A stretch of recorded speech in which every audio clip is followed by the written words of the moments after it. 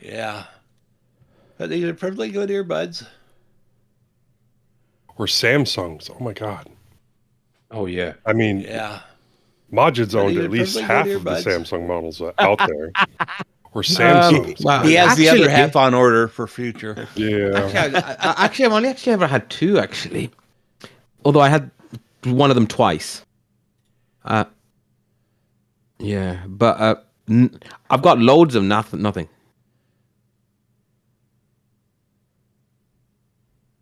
Yeah, the worst thing about these Lenovo earbuds is that they're using the USB micro instead of a C. But I still have some micro wires left around.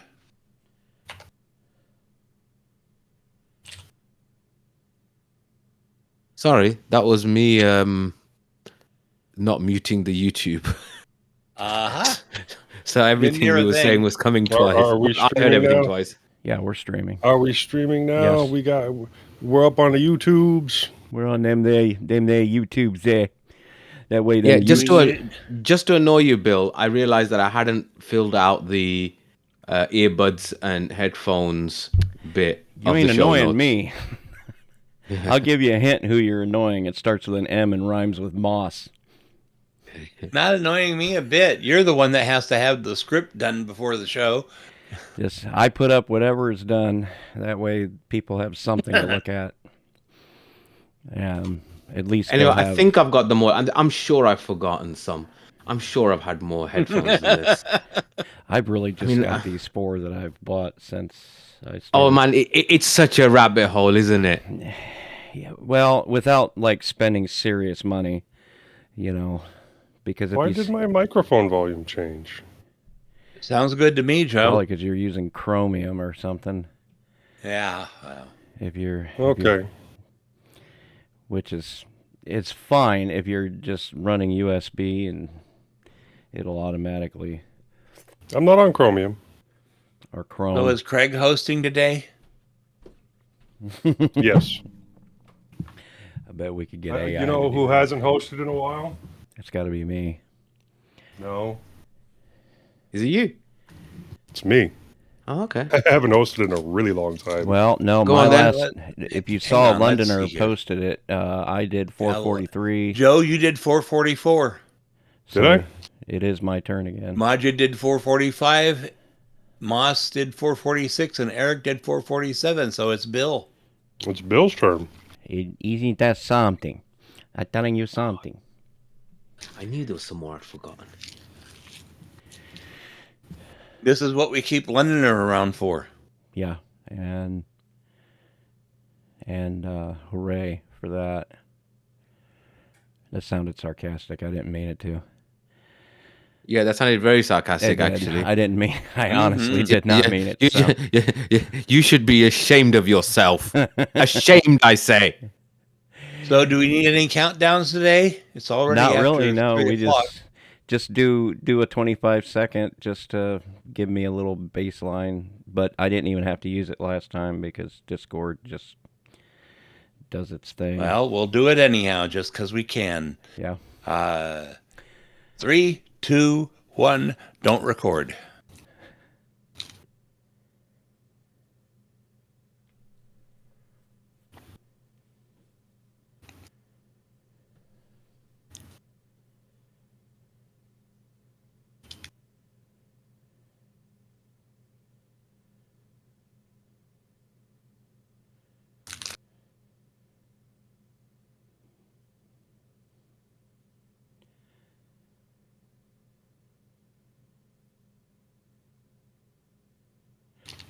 Yeah, I didn't hear anything there that can be. Yeah, I heard Joe fiddling with his wrapper. That's about it. So, There's nothing I can do about that. can I close Audacity? And You we're not can. going to use it. Yeah, no Audacity. The only time you're Thank going to the use... Lord. And if the show crashes, we'll just have to start over. I've got a backup recording of the OBS, so if nothing And else... YouTube is the backup to the backup. Yeah, so we've got... Yeah, so we're all right. Yeah. We're following the 2.5 admins rule of it exists in 3 places, so it exists. Take it, Craig. Yeah. Yeah. I think I've put all the ones that I wanted to talk about in the show notes now. So All right. All right, I'm going to go ahead and fire it up then. Welcome to mintCast, the podcast by the Linux Mint community for all users of Linux. This is episode 448. This is episode 448.5, recorded on Sunday, October 13th, 2024. On vacation, I'm Joe. Not working again, I'm Moss. Feeling the burn, I'm Bill. the ad blues. I'm Majid. First up in the news, Mint Monthly News, September. XFCE 4.20 creeps toward Wayland support. Archive.org is breached. Arch and Valve team up. WWW Foundation, that sounds like a wrestling thing, packs it in. More WordPress news. Even more WordPress news. And Google adds Linux apps to future Android versions. In security and privacy, 0, Zeta, Zilch, Zap. Yeah, we are completely secure and private. Yeah, we got nothing. Then in our wanderings, I connect with the younger generation. Joe is still fixing things. Moss whines, and Majid folds some more. In our innards section, we talk headphones. And finally, the feedback and a couple of suggestions. I'm going to make a correction there. We'll talk headphones for hours. Joe will talk headphones for hours. Oh no, there's me as well. Joe and Majid will talk headphones. Yeah, I've got a and, little bit. Yeah, I was going to say, Bill, you see how much of a rabbit hole headphones are? They are. They really are, because there's no... I mean, well, we'll get into it. But yeah, anyway, we'll get into it. And for those of you that are on the audio only, you'll hear it in the 448.5. Moving on. Please remember, if you want to follow along with our discussions, the full show notes for this episode are linked in the show's description. First up, the news. Take it away, Moss. I didn't sign up for this. From the Linux Mint blog via Londoner, the main topic in this blog post was the visual improvements that are coming to Cinnamon. Bit by bit, someone called Joseph is improving the look and feel of the Cinnamon desktop. The new default theme is much darker and contrasted than before. Objects are rounded and a gap was introduced between the applets and the panel. The dialogues were redesigned. They're now nicely balanced and feature separated buttons. When an application is frozen and no longer responds, Cinnamon shows a force quit dialog. This used to be a GTK window. It was rewritten in Clutter to look like the rest of Cinnamon. The media buttons OSD look more modern and much cleaner than before, and so does the workspace OSD. Joseph is also working on notifications, animations, the main menu, pkexec/logout dialogues, a new status applet. The transition towards apt-kit and captain is now finished. Starting with Linux Mint 22.1, set to be released this December, none of the Mint projects will depend on AppDaemon, Synaptic, GW, or AppURL anymore. No more translation issues, everything is now fully translated. No more bugs and paper cuts. We no longer depend on unmaintained components which are upstream from us. Redefined scope. Anything not needed was removed. Anything that was missing, purging packages, downgrading to specific packages, etc., was added. This allowed the team to completely refactor the code in the Update Manager and greatly simplify its architecture. In the Software Sources tool, the downgrading of foreign packages was performed via a VTE, an embedded terminal. This is now handled by apt-kit directly with a nice progress dialog. I know this isn't... Having never used Cinnamon on anything but Mint, I hear that it's not very good looking normally, and all of this is good stuff. You got to add something to it. You got to put, like when I was using it on Arch, I was putting the Arc theme on it, and that made it look great. Yeah, if you're just installing Cinnamon on another distro, or even like installing it on the Mate Mint, then yeah, it's pretty bland and needs a lot of rework.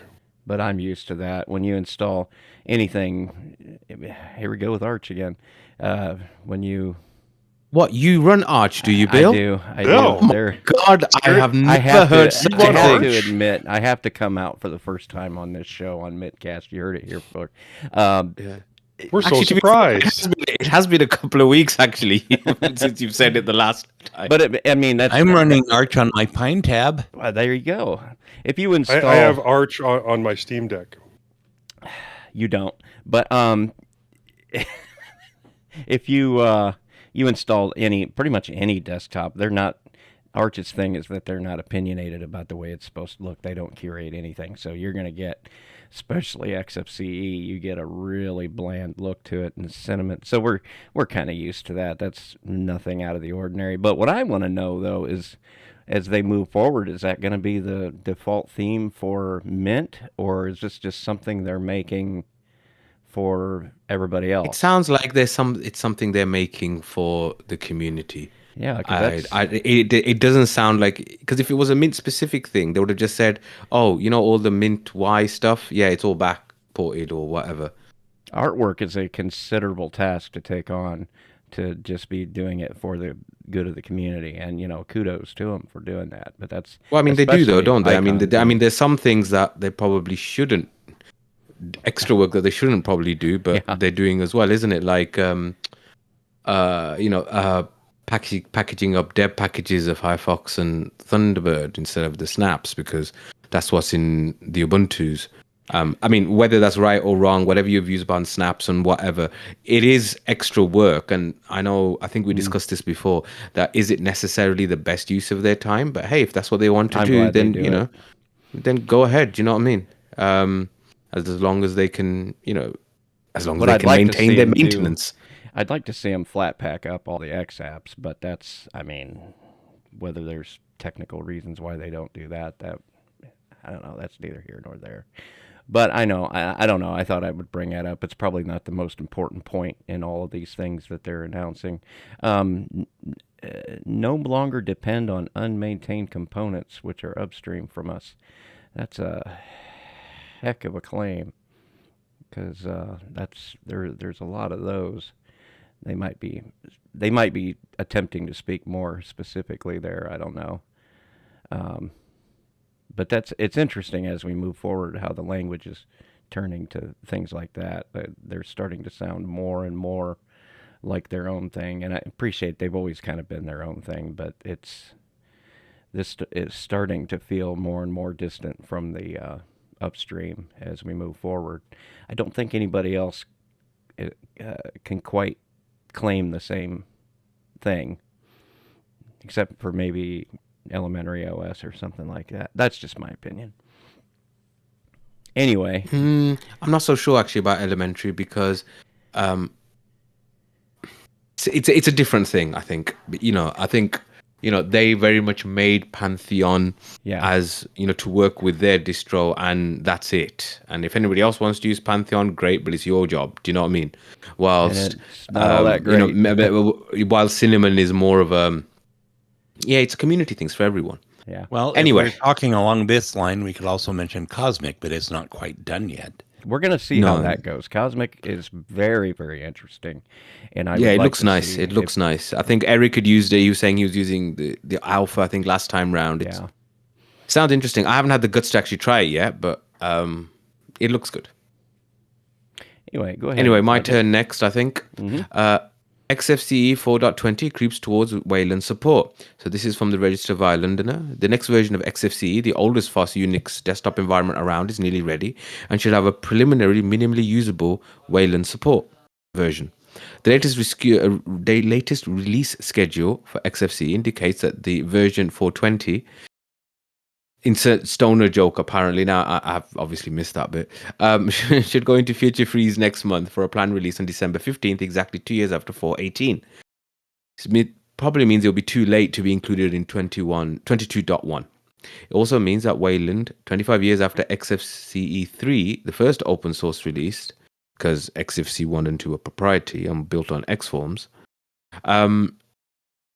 will be on Wayland after having been on X for so long. And there is a GitHub archive which is linked in the show notes of those early releases. as befitting its dignified elder status. Okay. XFCE doesn't rush into things. It was reported back in February that preliminary steps towards Wayland support were coming, and they should start to bear fruit in the December release. The next version will not be a full all-native Wayland environment. The plan is to retain X11 support, in part because XFCE isn't just a Linux desktop, it also supports the different BSDs, including Dragonfly. The Wayland roadmap says that this doesn't mean that the next major release, an XFCE session on Wayland, will offer all existing features, but we hope will be minimally usable.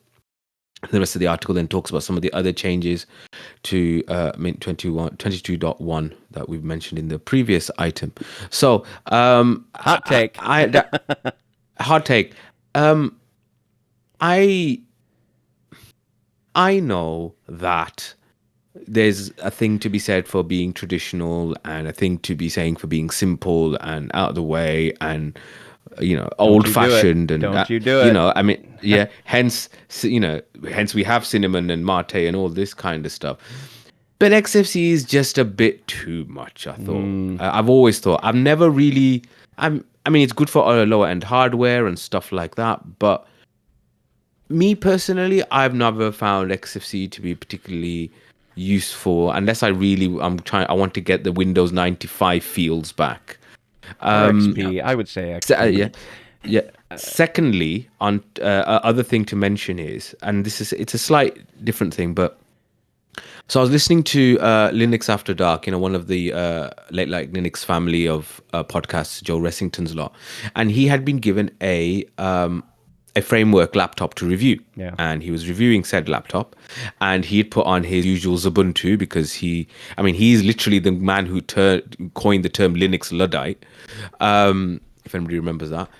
And he said himself that, XFCE just didn't seem that great, and actually I was getting better battery life when I switched to GNOME. And the only reason he thought that could be was because Ubuntu was still on X11 and GNOME, whatever GNOME version it was he had, Ubuntu I think it was on Wayland. Well, it was a high pixel density screen, which XFCE as it exists right now. And that was even more annoying. But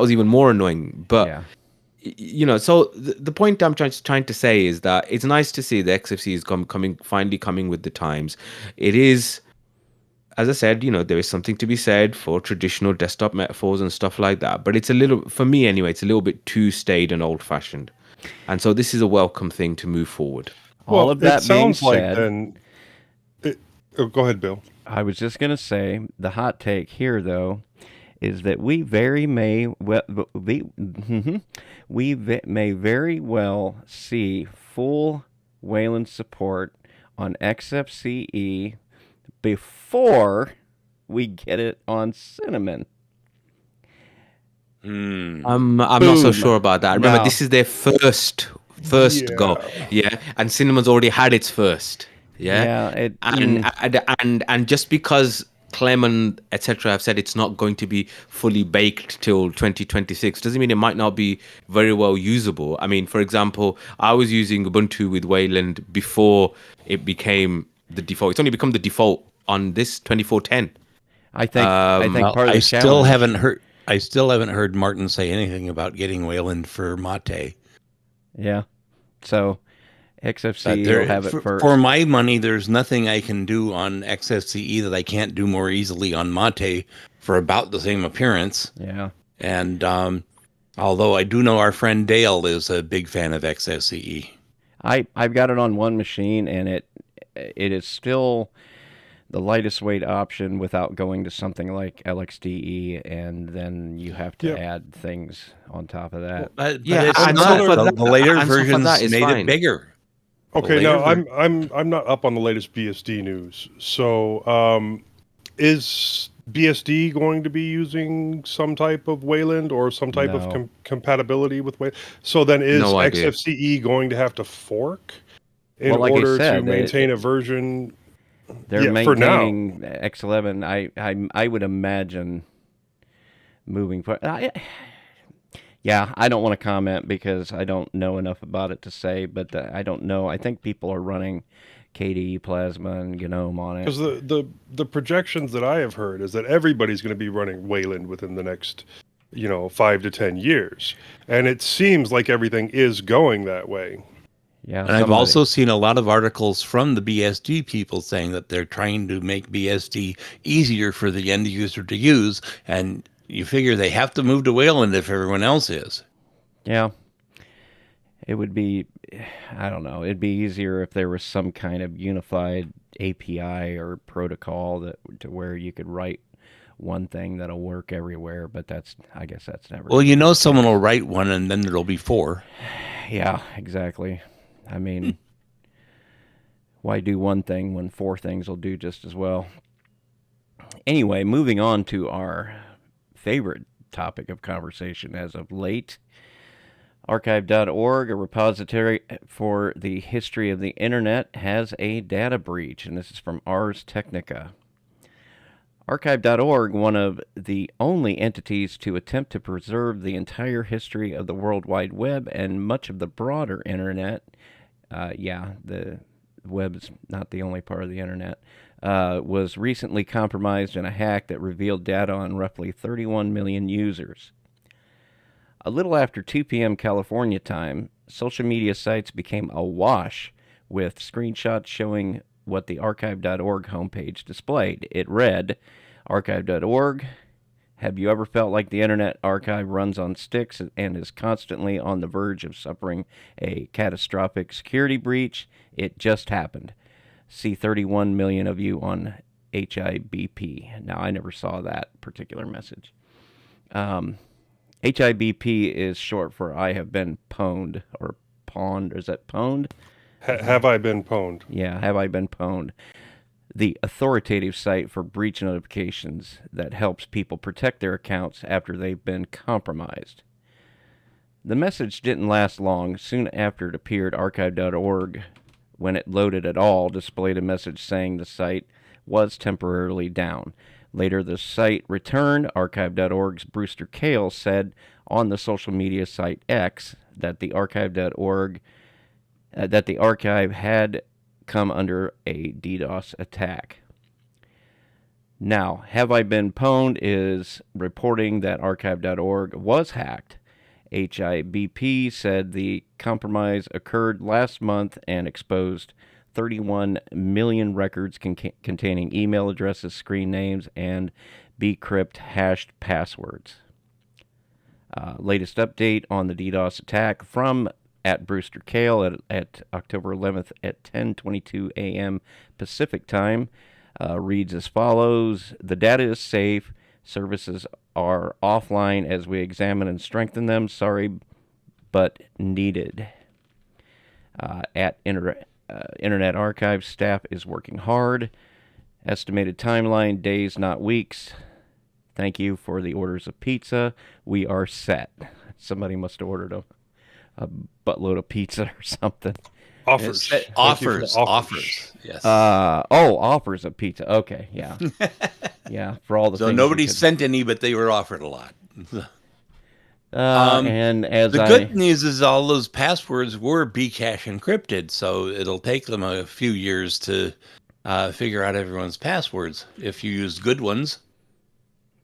So as we speak right now, I just went ahead and looked, and it is still offline. I imagine. I don't know if they took the weekend off or what. You might have to find a secondary site to post our audio for a week. Oh, that latest update was just on Friday, and they probably don't have a whole lot of people working on the weekend. Probably not, and it's probably It's probably a bigger deal to those of us that use it than we are intensely grateful for Internet Archive. We are. I mean, love those guys. Without giving our stuff to somebody that may or may not respect our adherence to Creative Commons, that's all I need to say about that. So, anyway. All right. Since Majid stepped away, I can take this one. Okay. Arch Linux and Valve team up to make Steam gaming even better, from XDA developers. Valve and Linux have been making big strides lately, and now it seems it's getting even better. Arch Linux has announced that it has struck a partnership with Valve that will help it do its job better. And given how the Steam Deck uses Arch Linux as a base, this will likely mean good things for gamers. Yeah. Let's be clear. Arch. Base. The Steam Deck OLED dropped by surprise recently, and it's a fantastic handheld that's more than just a screen upgrade. As announced on the Arch Linux website, the project leader for Arch Linux, Levant Polyak, discussed what this means for Arch Linux. From what they're saying, it seems this collaboration will make things a lot easier for Arch Linux developers to get things done. We are excited to announce that Arch Linux is entering into a direct collaboration with Valve. Valve is generously providing backing for 2 critical projects that will have a huge impact on our distribution, a build service infrastructure, and a secure signing enclave. By supporting work on a freelance basis for these topics, Valve enables us to work on them without being limited solely by the free time of our volunteers. This opportunity allows us to address some of the biggest outstanding challenges we have been facing for a while. The collaboration will speed up the process that would otherwise take much longer for us to achieve and will ultimately unblock us from finally pursuing some of our planned endeavors. We are incredibly grateful for Valve to make this possible and for their explicit commitment to help and support Arch Linux. If you've kept up with your Linux gaming news, you may remember that Valve may be working on an ARM64 version of its Proton compatibility layer, allowing games to run on ARM64 Linux devices. So does this collab with Arch Linux link up with Valve's Proton developments? As it turns out, no, as reported by a quote given to Gaming on Linux. The enclave is essentially intended to be a way for us to PGP sign packages with a single signing key instead of how we do it right now, which is with one personal key per packager. It will not benefit Proton or the anti-cheat situation in any way and is completely unrelated. Either way, this is an exciting time for Linux gamers, whether they're on a PC or a Steam Deck. Let's hope there are good things ahead. And yeah, I saw a video the other day talking about how Windows can basically brick the Steam Deck's ability to play games anytime they want to by adding a new requirement for all games. But the specifics on that and how they would do it, But I'm also happy to hear that, ARM gaming will hopefully be a thing in the future again, or at least ARM modern gaming. And I'm happy that Valve is helping Arch Linux that runs on the Steam Deck. And if anyone has a Steam Deck they're not using that they would like to donate, I would be intensely grateful. My wife won't let me spend the money. I'm using mine. Not a gamer, but I'd appreciate it anyhow. I'm not either. I've got the same sort of academic interest in it, just to be able to follow how it. Well, I've seen that some people say that they use their Steam Deck as a desktop, because they can pick it up, move it, hook it up, but it just seems a bit convoluted on how you get to the desktop every time the thing resets. And being able to install on that immutable system, yeah, you can do it, but it seems more work than it's worth. So if you're not a gamer, then I don't know. There are other systems. Yeah, I've always felt like that whole conversation about using it as a desktop alternative or being able to get, that's what they talked about at first, didn't they? Being able to get real work done on it. Well, it's going to be ideal for somebody that doesn't want to carry more than one device. Just hook up your keyboard and your mouse and all the other things that you would have to bring. That's what Dex is for. Yeah, it is. That worked out so well. That actually does work well, but you got to have all that stuff. So yeah, it does work. Surprisingly well. Not practical. I liked the idea of it better when it was, Android on Dex, or Linux on Dex. Yeah. Instead of just, an Android desktop. But it's a little different now. So. It's its own thing, basically, you could say, because it just goes and hooks up directly to a TV. But since Majid is still not available, I'll do the next one too. The WWW Foundation packs it in. From Web Foundation blog, 27th September 2024. After 15 years working towards a web that is safe, trusted, and empowering for all, the Web Foundation is shutting its virtual doors on the 27th of September. The Web Foundation was created to be a standard bearer for a web that is safe, trusted, and empowering for all.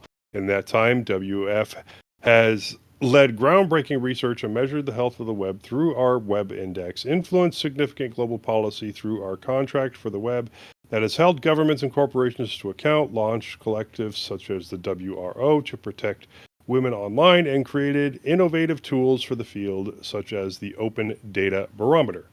On behalf of the board, Sir Tim and Lady Rosemary Leith Berners-Lee and all at the Web Foundation would like to thank you for your support on this journey. That's not saying why they closed down. I'd be... So what's Tim doing next? Yeah. It's called the Web3 Foundation now. Don't at me. That was just made up on the spot. Oh, okay. I don't know, because that's what you keep hearing about. Because this is kind of strange news. I feel like we need more details on it, the direction they're going. Well, Tim is getting a bit long in the tooth, you know. Yeah, but we're inundated with people getting long in the tooth, aren't we? 150. I wouldn't know. I had my teeth removed. I've still got 4. 159 employees are leaving Automatic as CEO's fight with WP Engine escalates. And oh boy, more of this. And this is from TechCrunch. Automatic CEO Matt Mullenweg said on Tuesday that 159 employees, roughly 8.4% of the overall staff, accepted a severance package that the company had offered to those who disagreed with the direction of WordPress and his handling of the tussle with web hosting provider WP Engine. In a blog post, Mullenweg said the package offered $30,000 or 6 months of salary, whichever is higher, but the employees who took it would not be eligible to be rehired by Automatic. Nearly 80% of people who took the offer worked in the company's ecosystem/WordPress division, and the rest were in Automatic's Cosmos business consulting of apps like Pocket Casts, Day One, Tumblr, and CloudUp. Mullenweg, who co-created WordPress and is arguably the face of the open source project, tried to put out a positive spin on the announcement, writing that the company decided to design the most generous buyout package possible. We called it an alignment offer. HR added some extra details to sweeten the deal. We wanted to make it as enticing as possible, he wrote, and later on added 159 people took the offer, 8.4% of the company, and the other 91.6% gave up $126 million of potential severance to stay. It was an emotional roller coaster of a week. The day you hire someone, you aren't expecting them to resign or be fired. You're hoping for a long and mutually beneficial relationship. Every resignation stings a bit, Mullenweg wrote. Some employees who left the company include the head of WordPress.com, which is Automatic's commercial WordPress hosting arm, Daniel Bachhuber, head of programs and contributor experience, Naoko Takano, the principal architect for AI, Daniel Walmsley. Mullenweg and Automatic have been in skirmish with WP Engine for almost 2 weeks now, in which the CEO has called WP Engine a cancer to WordPress, accusing it of wrongfully using the WordPress and WooCommerce trademarks and banning the company from accessing the open source WordPress.org resources. Both WP Engine and Automatic have sent each other cease and desist letters, and WP Engine earlier on Thursday filed a lawsuit against Automatic and Mullenweg, accusing the company and its CEO of abuse of power extortion, and saying the WordPress co-creator has conflicts of interest in handling WordPress as an open source project. Automatic has so far called all of WP Engine's claims meritless. I stayed up last night reading WP Engine's complaint, trying to find any merit anywhere to it. The whole thing is meritless, and we look forward to the federal court's consideration of the lawsuit. The company's legal representative, Neil Katyal, said in a blog post. Over the last few days, several people on X have hinted about a severance offer being circulated among Automatic employees. Mullenweg also allegedly DM'd a former employee who posted about the offer and accused her of attacking the company and him. Today, some Automatic employees who opted to keep their jobs posted messages in support of the company and Mullenweg. This reminds me of that scene where Saddam Hussein walks into his whatever they called the Congress at the time and started reading off names and made them get up and walk out of the room, and then the rest of them, happy that they weren't being sent off to prison, started screaming praises to the Ba'ath Party. Yes. Yeah, I mean, 10% of the company left over, them feeling that what the company was doing was wrong. And you got to think that, the other 90-ish%, a large percentage of those just want to keep their job and don't want to go through the process of finding another job because that process completely sucks. And well, on the other hand, Neil Katyal is a major figure in jurisprudence. He at one point had heard a number of cases before the Supreme Court. So this is not small-time legal management here. No, this is pretty huge news. It just feels. I suppose in a way I can see both sides of the argument. I can't see why it's being handled this way. I got to tell you though, it's 6 months of severance just to sit on your hind end, and a lot of these people are probably going to wait till the last minute and then go work for WP Engine. Right. When you get your 6 months severance, you definitely don't want to spend 6 months on your butt, because then every interview you have, you have to explain that 6 month gap, and you don't want to do that. That's true. So it's. But wait, there's more. Yeah. Over to you, Moss. That's right. WordPress.org's latest move involves taking control of a WP Engine plugin from The Verge. WordPress.org has taken over a popular WP Engine plugin in order, quote, to remove commercial upsells and fix a security problem, end quote. WordPress co-founder and Automatic CEO Matt Mullenweg announced today. This, quote, minimal, end quote, update, which he labels a fork of the Advanced Custom Fields plugin, is now called Secure Custom Fields. It is not clear what security problem Mullenweg is referring to in the post. He writes that he's, quote, invoking point 18 of the plugin directory guidelines, end quote, in which the WordPress team reserves several rights, including removing a plugin or changing it, quote, without developer consent, end quote. Mullenweg explains that the move has to do with WP Engine's recently filed lawsuit against him in Automatic. Similar situations have happened before, but not at this scale. This is a rare and unusual situation brought on by WP Engine's legal attacks. We do not anticipate this happening for other plugins. Do not know who that statement is quoted to. WP Engine's ACF team claimed on X that WordPress has never, quote, unilaterally and forcibly, end quote, taken a plugin, quote, from its creator without its consent, end quote.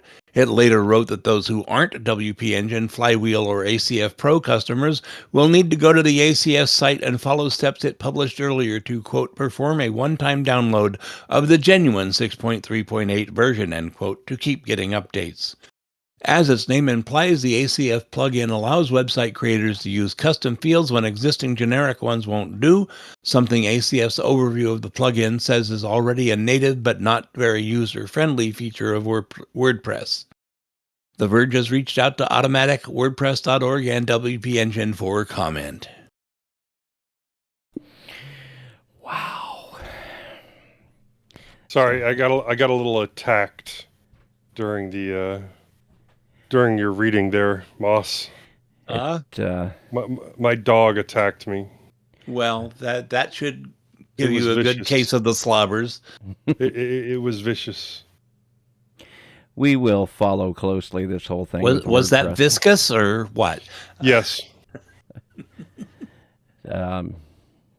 Yeah, so- we're following this. It means a lot to our community. Well, I mean, we use WordPress for our website. I use WordPress for every single one of the websites I use. I know it's not the cool hip thing, but I mean, I couldn't It's the imagine. cheap free thing. Yeah, it is. And you've got all the plugins to make all the things you need to work right there, and it just works. And I don't worry about it because it gets updated automatically and all the. It's well documented, and there are tutorials everywhere. Yeah. And I don't know, using something like Hugo to generate. Oh, I hope everything came out all right, Majid. Using Hugo to generate the kind of website that we use. Well, Night Shift is here. Hi, sorry about that. I got a call from work. Busy life of a doctor, isn't it? Yeah. Sorry. I don't know what you would have to go through to generate something like what we use with the RSS feed and everything like that built right in. So WordPress is pretty. I just don't know.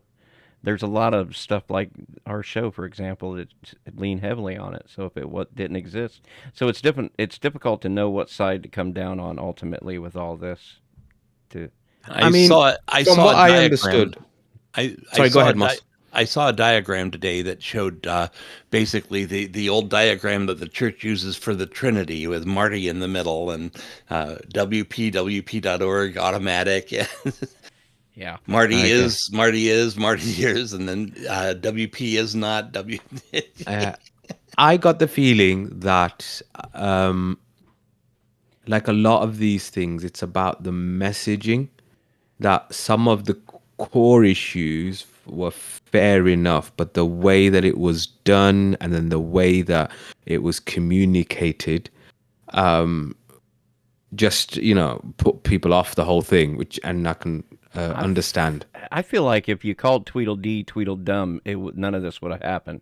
If WP Engine didn't have that WP in the name, none of this would be an issue. I feel honestly like because it's easily done to conflate these two things together. Mullenweg feels as though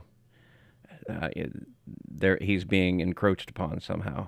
I don't know. Well, WP Engine is rather clear about the fact that Mullenweg is running WP.org as if it were Automatic. And it's not. They're supposed to be separate, but they don't have any separation in board or anything like that. So, I mean, I think you will always have this kind of problem when you've got something which is so kind of convoluted, a bit like that. I mean, it's like the whole OpenAI thing as well, isn't it? Where you've got OpenAI Foundation, then you've got OpenAI, the company, then you've got Microsoft and this board member and that. And the whole thing just gets very, very messy. And if there are any issues, again, it gets very messy. And I think the whole WordPress thing just kind of shows that, really. And I think it's hard to make money on open source. I've heard it said exactly that way on other shows, and they're right. And when somebody cracks the code and figures out a way to make some money on open source, I can see how they would be fiercely protective of that, of that hustle, to the point where or in the case of Red Hat, when somebody figures out how to make money on open source, somebody Sell bigger it. buys them. sell it. Buy low, Yeah, I was pay wondering high. when Red Hat would get mentioned whenever we talk Yeah. about money. Hey, I haven't mentioned Bodhi yet. Oh, hey. Well, anyway, let's move on. Majid. Yeah, hi. So I thought I'd take the next one just because I've Yeah, sorry, just had a Missed call two. from work. So Google is preparing to let you run Linux apps on Android just like Chrome OS. And actually, to be fair, both me and Joe shared this in our news Discord. And then I spectacularly didn't get the joke when I said Snap and someone said, "Oh, we're not talking about Ubuntu." And I was like, what? And it had to be explained to me. But anyway, doesn't matter.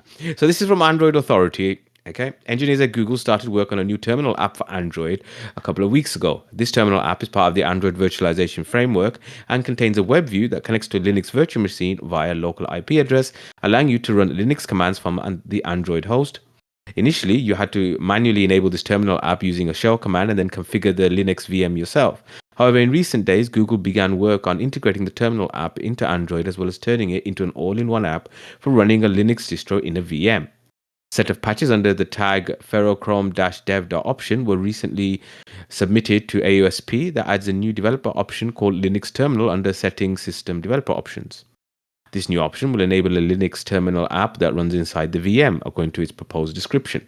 Toggling this option enables the terminal app that's bundled with AVF. Currently, Android's terminal app still requires you to manually configure the Linux VM by providing a Debian image and creating a vm_config.json file. But Google plans to upgrade the terminal app to take care of that for you. In one of the patches under ferrochrome-dev.option tag, Google says that the existing Linux installer app, which downloads and configures Debian to run in a VM through AVF, will be merged to the terminal app soon. This suggests that the terminal app will become an all-in-one app that downloads, configures, runs, and interfaces with an instance of Debian running in a VM. Google is still working on improving the terminal app as well as AVF before shipping this feature. AVF already supports graphics and some input options, but it's preparing to add support for backing up and restoring snapshots, nested virtualization, and devices with an x86 architecture. It's also preparing to add some settings pages to the terminal app, which is pretty bare bones right now, apart from a menu to copy the IP address and stop the existing VM instance. The settings pages will let you resize the disk, configure port forwarding, and potentially recover partitions. What's particularly interesting about the patch that adds these settings is that it was tested on Tango Pro and Komodo, the code names for the Pixel tablet and the Pixel 9 Pro XL respectively. This suggests that the terminal app won't be limited to Chromebooks like the new desktop versions of Chrome for Android. We don't know when the terminal app will land, but it's possible we could see it arrive in next year's Android 16 update. So, I don't know if anybody remembers, but there was a project probably about 5 years ago called Maru OS, in which I had high hopes. Yeah. Yes, I had high hopes of that as well, where someone had managed to. I'm not entirely sure how he'd done it, but basically you plugged your Android phone into a monitor and you got a Debian XFCE GUI come up, kind of like Dex, you could argue. It was around the same time as Dex as well, when Dex first came out with the S8, Galaxy S8. And so when I saw this, I suddenly started having visions of that and the idea that any Android phone could now become a full desktop when you plug it in. Now, you can argue that Android already has a desktop mode, Samsung has Dex, Moto has Ready for, etc. But apart from Samsung and Motorola, the default standard Android desktop mode in Android 15 is just a bit rubbish. And I wonder whether this is Google's way of allowing you to do that with the amount of horsepower we do have in these phones. I thought it was quite interesting. Now, some would say that, look, you can already run Debian in a container on Chrome OS devices. You already can run Linux apps in a sandbox, which is the Debian container, on Chromebooks. But I've never really used a Chromebook for any length of time. I've tried, but it's just I can never get along with it. So I quite like this as an idea and as a where Android's going in the future. Okay, I'm going to stop there because I've rambled a bit. I mean, it sounds like. Oh, go ahead, Bill. Go ahead. I'd rather have it the other way around, to be honest with you. I want good Android support on a Linux desktop. I'd like that too, but yeah. I like both. There is a project. There's lots of out things there. we like that don't happen, though, Bill. Yeah, no, it's true. There is a project out there, and is it called Linux non-root or something like that, where you do have a Debian desktop. I've never tried to I'll talk about it in my wanderings. Okay. And that works fairly good on a high-powered device, but it's always going to take a good stout device to run a Linux desktop, basically virtualized with a Android backend. I don't know. Android is such a moving target. If Linux is a moving target, imagine shooting one moving target at another moving target. Is basically what you're doing when you're trying to make Linux work as it were with Android, and then making it work on all of the devices that people actually use, because that's a huge challenge. Is knowing what version of Android to aim at to hit the most number of devices, because that is a thing, and you'd be amazed how low of a version number that actually is. I wouldn't, because most people keep their devices for a really long time, and most devices, unless they're one of the top end devices, don't get updates that long.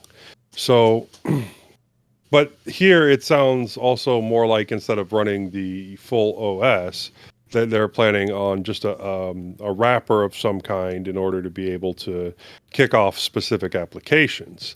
Honestly, it sounds like a good idea, but I'm not sure how useful it would be in the long run, because there's already Android analogs for most everything that I would want to run from a Linux system. I would rather have a access to a full Linux system. Yeah, there are apps that I would like. Well, like I said, both directions really. Well, what on an Android device would you want to run? What Linux application would you want to run on an Android device that doesn't currently have an analog? Oh, no, well, Audacity and OBS Studio. I'd like to be able to. There are times when I feel like I might be on the road when I'm recording a show, and I'd like to be able to have access to some sort of analog, as you say, of that software. As it is right now, I don't think you can do a direct screen recording with an Android device for whatever security reasons they feel is important. I thought you could. I thought you could too. I've seen that on YouTube of people doing recordings of their phone, screen recordings of their phone, and posting it for like tutorials and things like that. I've never been able to get. I've been able to get just using peripheral devices and that, cameras, webcams, microphone, the microphone like you're using, the Q2U, that hooks up to an Android device and works just fine. Webcams work just fine, weirdly. Have you considered getting a a portable monitor? I've got HDMI one or of those, USB-C in your truck? I've brought it with me before, yeah, and it works. The one I've got does. The one I use as a TV, it does HDMI and. Then a couple of simple well, depending on which phone you have. You have the Note 10 Plus. You've got a Note 10, haven't you, or something? Yeah, and that works. Yeah, just so I fine mean that through you can DeX that, can't you, with the portable monitor? Yeah, and as long as your monitor has also touch screen, then you basically don't even need to touch your phone anymore, and That's you can true do too, everything yeah. from there. So now that I don't have. And if it's HDMI, then you can put a capture device in the middle. That's true too. But it's getting complicated at that point to be taking around in a truck. Yeah. But I'm not on the road anymore, so it's less of an issue. But anyway, moving on. Moss? Okay. KDE Neon upgrades the 24.04.1 Ubuntu base from OMG Ubuntu For those unfamiliar with it, KDE Neon is an Ubuntu-based Linux distribution that is something of a reference platform for KDE Plasma. It's available in user, testing, unstable, and developer editions. KDE Neon User Edition is the, quote, stable, end quote, version, but still described as suiting, quote, adventurous KDE enthusiasts, end quote, rather than those seeking a rock-solid, totally reliable distro. KDE Neon isn't tested as a distro as thoroughly as, say, Kubuntu, but if you want the benefits of the Ubuntu 24.04 package set with the latest KDE Plasma 6.2 release on top, plus guaranteed upgrades to KDE Plasma 6.3, 6.4, etc. as a release, then KDE Neon is where you can go to get it. Sharing news of the uplift on the KDE Discuss forum, KDE developer Jonathan S. Riddell said, quote, we have just switched on the upgrade for KDE Neon to rebase on Ubuntu 24.04 LTS. We do this every 2 years, and the 22.04 LTS base was getting increasingly crusty with old pipewire causing problems and packages like Krita not compiling at all. Updating an existing KDE Neon edition based on Ubuntu 22.04 LTS to one based on Ubuntu 24.04 LTS is easy enough. A little notification will appear in the corner from today. This was written on Thursday. I didn't get it till Saturday, informing you that the update is available. When this update appears, just click the action button in the notification and follow the on-screen steps.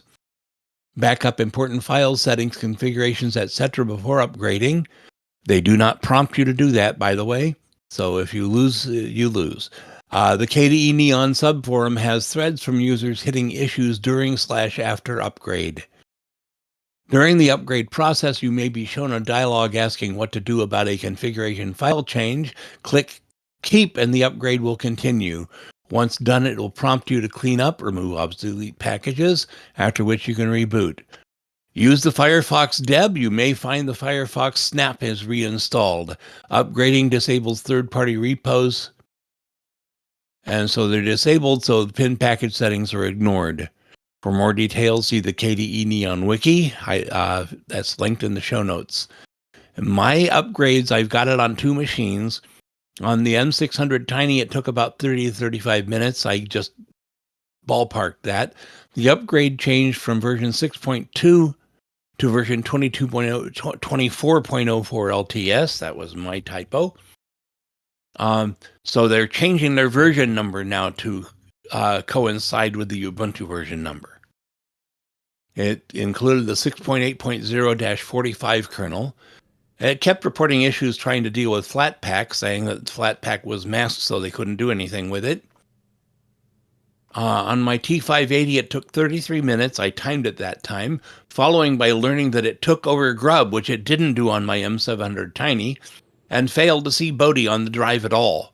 So I had to boot to Mint, install Grub, then boot to Bodhi from the Mint boot menu, then install Grub and update Grub Customizer to get my boot back to the way I like it. I also uninstalled all of Snapd after booting back to Neon. On the T580, I haven't done that yet on the M700. I was going to ask you about that. Did you have Firefox? On the M700, it did update to the Snap, which was actually an earlier version of Firefox. I had to approve that, but I'm going to go back and fix it. Yeah, that would be a little bit irritating. So I did win the news wars with Majid over this particular article, since I was the one that put it there and wanted to do it badly. Yeah, no, sure, that's fine. I was just very much aware that, I'd just gone a bit AWOL for about 10 minutes. That's the only reason I thought I'd take it over. Actually, it's an interesting one because I'm thinking about trying KDE Neon on something, and what was stopping me was the fact that it was still on 2204. But now to know that it's on 2404 means I'm more likely to use it. I do not know that the download editions are caught up yet, but the upgrade editions are. I mean, but, I will point out that if you use Neon, you're going to get a lot of updates. It's more so than any other stuff, because they keep you the absolute freshest Plasma, every little bit and piece. That if there's an update, you get it. But do you get updates to all the KDE software, or is it just the Plasma stuff? All the KDE stuff you get updates to. The big difference between Kubuntu and KDE Neon is that Kubuntu only updates every 6 months, Right. and also if it doesn't really update the Plasma during that 6 months, you have to wait for the next version for updates. And it doesn't update the underlying stuff. So, for example, you could be on KDE Neon now before this, and you might still be on a Linux kernel of 5.15, as an example. I'm not saying And that's on what the it other is. hand, as I was saying, on the other hand, Neon gives you just the LTS version, but all the KDE stuff is brand new all the time. So you don't get the intermediate updates every 6 months like you would on Kubuntu. So if you were, not just a Plasma user, but if you tried to keep it all KDE, then you would be getting fresh KDE along with that. Yep. Which the KDE is fresher than you can get from Ubuntu. Right. But the Ubuntu is no fresher than the LTS. Yeah. My question about that has always been, what if you run into a situation where KDE software outright just needs an updated kernel feature or something like that? What happens then? You're just SOL on KDE I don't know. Neon. I would assume that the team would say, "Hey, we'd better change the kernel here." Yeah, I would hope. Anyway, that is it for the news. Moving on to security and privacy. And a fat lot of nothing. So that'll do it. Everybody but archive.org is completely secure. Yeah. Moving on to the bi-weekly wanderings. I'll go ahead and go first. So these last couple of weeks, I've continued to work more local so as to continue with my endeavor of being home every night and improve my health through better diet and exercise. I'm happy to say my exercise routine has continued to improve daily. The weight loss is slow, but I'm not allowing myself to get caught up on that as much. My most important goal is to improve my health by stabilizing my blood pressure, lower my blood sugar and cholesterol, and improve my cardiovascular health overall. And these things are all happening. And the proof is undeniable. My last DOT physical was stellar. All swelling has disappeared, and my headaches every morning, which have plagued me for quite some time now, have effectively stopped. The quality of my workouts have progressively improved, and that's not an exaggeration at all, as time has gone on. One of my two younger sons has displayed interest in lifting with me, so Saturday, as we record, we spent some time getting a baseline for him so that I have an idea what size weights to buy in the immediate future. And I do curls with 45-pound dumbbells, so obviously that's not practical for a 15-year-old little skinny boy. So we had to do some work to find out his sweet spot. I wanted to make sure he could do 3 sets of 12 reps effectively. We tested his baseline with straight presses, butterfly presses, and curls. It's been an excellent way for me to connect with him. I won't lie, I often struggle finding ways to come together with my 2 younger sons, given the huge generation gap between us. I really appreciate it when I can find something that engages us both, and there is a huge gap. I am firmly in the Gen X category, and he is firmly in the tail end of the Gen Zs. We don't even speak the same version of English. I found that as well. In that, I mean, there isn't as much of a age gap between me and my eldest. But, you know, you're always the old fogey to your kids, isn't it? You know, however young you think you are. And I mean, he's 20 now, but he started getting into the gym, I think maybe 18 months ago, 2 years ago, something like that. And you know, we go to the gym together sometimes we don't, but and we're often talking about, oh, what are you benching, what are you this, and frankly he's stronger than me now because obviously young body, genes, whatever, not messed up with the 30 years of bad living. So Bad now choices. he's benching more than me, now he's lifting more than me, and he looks good. I see and that. it's nice I see to that have happening that. in my Yeah, case too. Because just a couple of health things I wanted to ask you. yeah, When you used to have your headaches and this kind of query around sleep apnea, has you saying the headaches have gone? Have you noticed any differences to sleepiness during the day or anything like that? Do you feel well, more alert? honestly, I never really suffered with that.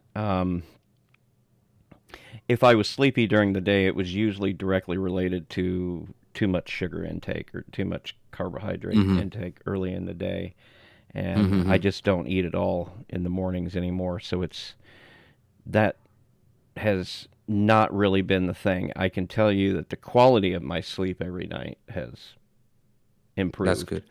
Um, The other thing that you find is that the actual number, the weight loss, like you mentioned, is less important, because as you work out, as you do exercise, you will build muscle.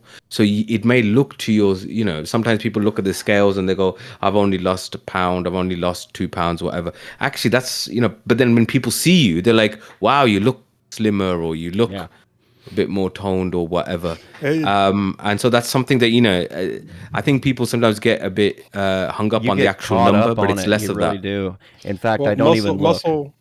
muscle weighs more than fat. It So does.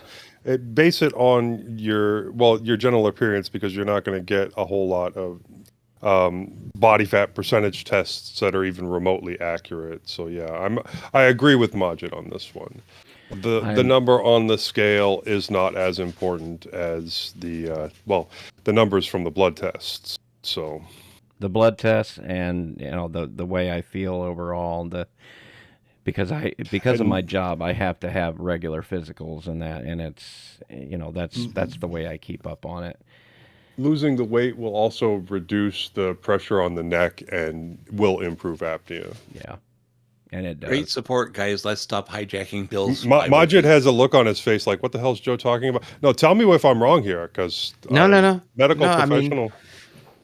no, I I will mean, listen. I mean, you're right. If you're in the human body is not designed to sit in a position for a significant amount of time. We're only designed to sit in one place for about 30-40 minutes. And that was After my that you job. do I get issue. sit Which is behind why that I like wheel. getting the show over faster. So let's get Bill. Let Bill do Sitting his behind that segment. wheel all day and then collapsing 3 feet behind me onto my bed and then getting out that bed and collapsing 3 feet forward back on my seat. I just can't live like Yeah, that no, anymore. I mean, So, it will affect your oxygen and carbon dioxide levels, and that correct. will give you stuff. So I mean, so that's all true. Anyway, yeah, I'm going to stop with the doctoring. No, I now. knew that Sorry. this would be a popular topic for both of you, because it's such a huge part of my life right now. My boss is not particularly thrilled because they want me on the Lost a road. good driver. Yeah, they really did. Sorry, but I suppose they think they can get people to work local a lot easier than they can get people to work over the road and be able to count on them to be able to conduct themselves without a lot of support. That's the difficult thing to find. But I mean, I'm sorry. That's just where I'm at in my journey right now. So, but moving on from that, we're getting ready to do a little bit of changing to the Linux OTC show. Starting with the next episode, we will be streaming the YouTube version of the show. I kind of thought, why not? This is in most part to lessen the workload of editing. As before, I had to take the OBS recording and run it through software, doing some clipping to the beginning and the end, and do some audio improvements. And then I kind of stumbled on the idea that that I don't know that that's really worth the effort. Live streaming will remove the need for all of this, thus freeing up at least 40 minutes of time. because it's significant, the upload time, and then the time it takes for something like Kden Live to render the file off. The other reason is to try to solicit some more listener interaction. During the course of the recording, we will be monitoring the Discord, the Mastodon, and the YouTube comments, and interacting directly with the audience such as it is. This is what we should be doing on mintCast, though I'm not sure how many of us actually do it. I actually have the YouTube comments up in front of me. There's nobody in the stream right now. But I appreciate not everybody has a bunch of monitors in front of their face to look at. We're going to start streaming. Or in Majid's case, the bandwidth. Yeah. Well, I mean, you can just pause the video and then pop out the chat. Like I've got mine sitting on the OBS screen, kind of right next to our video. That way I can see if anybody says anything, and then I've got all the other stuff over here. It's never a thing. Every once in a while that you'll get a conversation on the YouTube, but most of our shows we have some kind of short conversation. This is the first one I've seen in a long time where the only person talking is Bill. Yeah, I said hey to everyone, and actually, yeah, Joe's right. It's relatively rare that nobody says anything, but it is Sunday. You're not gonna get everybody all the time, and it is what it is. But I'd like to liven it up a little bit. I'd like to liven this show up too. We're also going to start live streaming every other episode of Three Fat Truckers as well, though that will be on Facebook, which seems to be where that show lives, eats, and breathes, right or wrong. I'll still have to do video editing for the YouTube version of that show, at least for the time being, and that is what it is, that show. That show is a bit of a moneymaker, so the extra effort, I suppose. It sucks. I wish more people were able to do it, but I mean, it is what it is. It's a considerable, and then me being the control freak, making all these changes that I've done, I guess I've got nobody to blame but myself for needlessly complicating things and then being crushed beneath the weight of that responsibility. But live streaming will help out with that quite a bit, I think. But anyway, that's what I got. How about you, Joe? Whew, I've been on vacation, so a lot, really. I picked up a cheap mintCast device from AliExpress. I wanted a way to reduce the number of times I connect and disconnect the USB port on my cell phone, and to test one of these devices to see what I can do with it. It was not that difficult to set up on my portable screen, and it works surprisingly well with DeX, which is one of the reasons I was mentioning it to Bill earlier. It is over Wi-Fi, but I have noticed very little latency, and the resolution is not terrible. Samsung does throw an alert saying that it might be better to run wired, but it works well enough. I mean, the touchscreen doesn't work because, it's over Wi-Fi, but it's still really nice, and I have my mouse and keyboard set up to move over to it. Now, I also... Sorry, can I quickly ask? Yes, sir. Yes, sir. So you picked up so what is the device exactly? Is it something that you plug into your phone or plug into your laptop? You plug it directly into an HDMI port. Okay, fine, I got you. And then it has a USB connection, and then there is a dongle that comes off the end of it that is for Wi-Fi. Some of them don't have the dongle.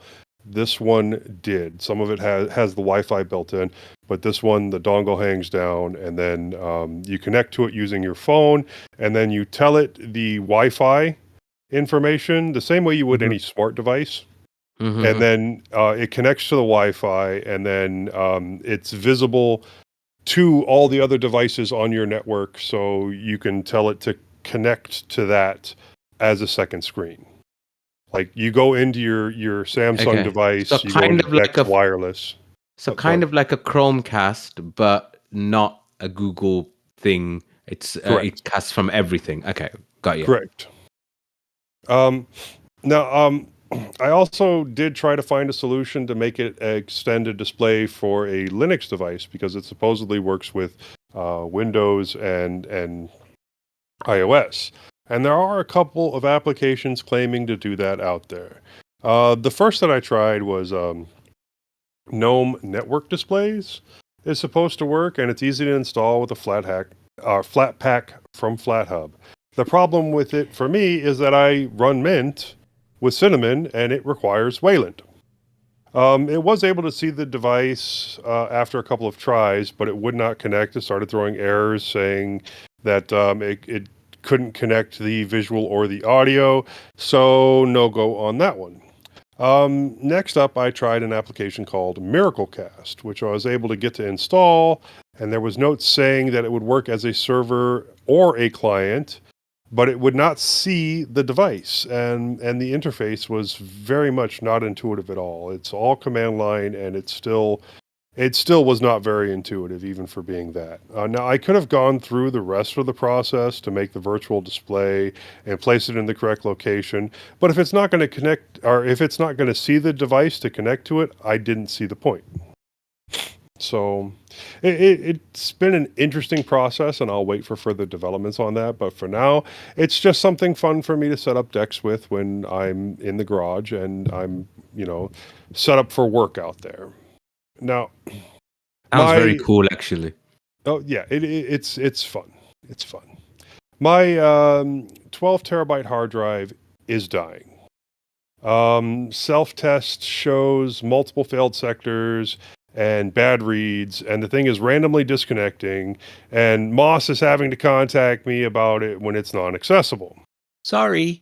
No worries. No, it's good that you tell me, because otherwise I wouldn't have noticed probably for another day or three.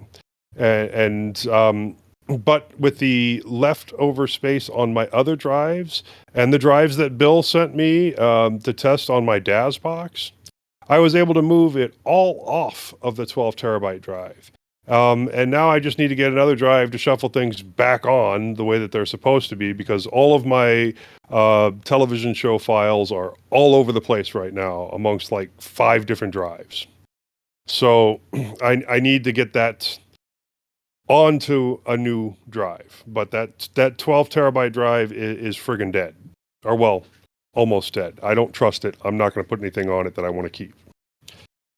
So that meant that I also had to go in and point my Plex at these various drives, and the read process was very slow for the copying from that 12 terabyte drive to the other drives. It took a couple of days for all the copying to complete.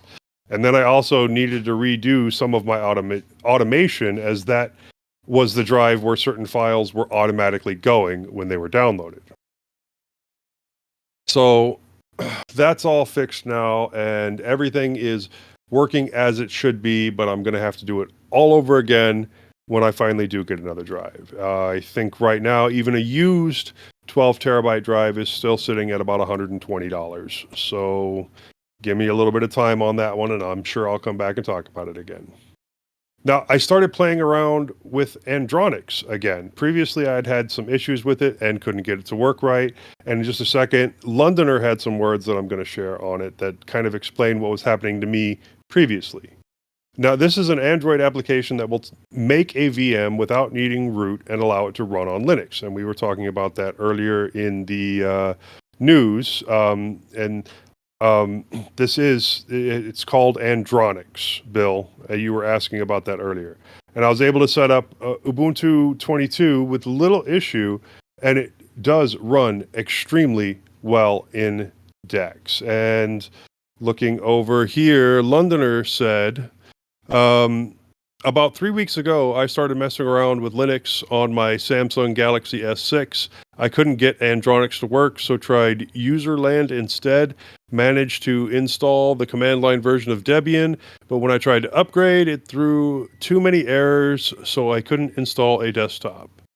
The S6 won't go further than Android 7, so that probably doesn't help. Deleted everything about an hour ago, and we'll try again later. Yeah, I think it's because the S6 is so old. I mean, I had to wait for updates to get Andronics to work right for me, because previously it would throw errors whenever I tried to do an update or do an install. But now it is working really well. To the point on this VM that I was also able to install the X2Go client and access my server at home.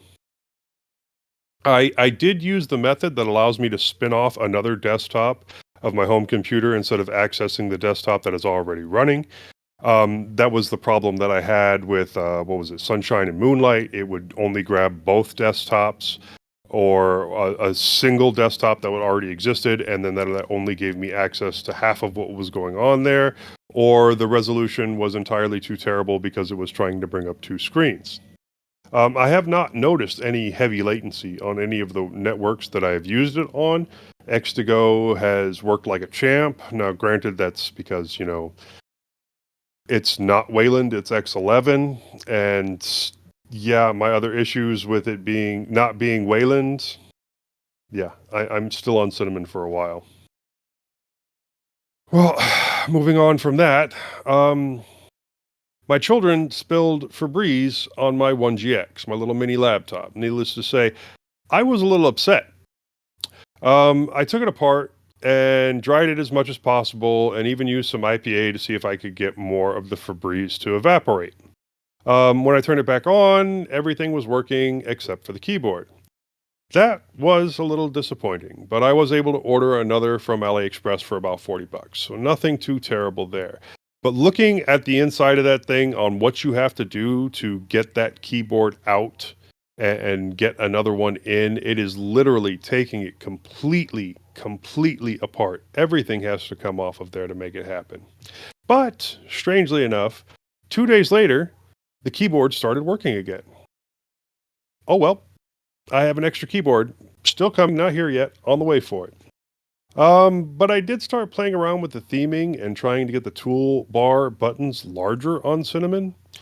Evidently, it's not as straightforward of a process as it used to be. It used to be a part of the theming that you could easily do. But for right now, everything I've tried, even custom theming, just plain has not worked. If I do get it to work, I will let you know. Now, Moss sent me a care package because he loves me to keep me busy on my vacation. Thank you, Moss. I greatly appreciate it.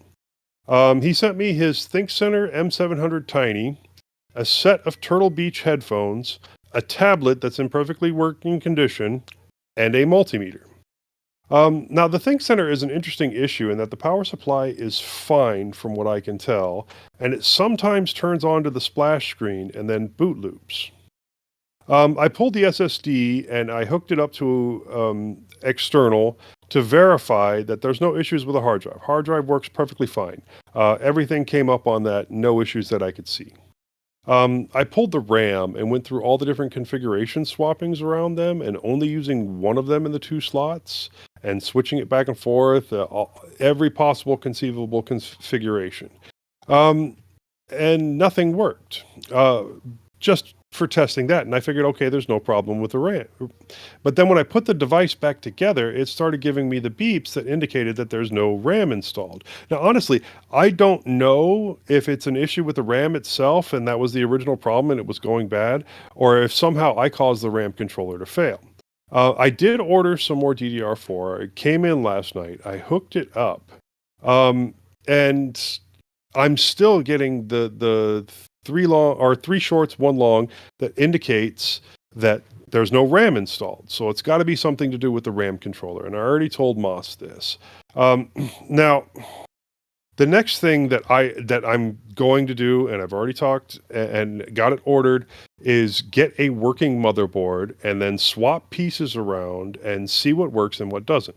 Now, if I can move the CPU to the new one, and move the RAM over and it just works, then I'm done. I'm going to mail it back to Boss and call it a day.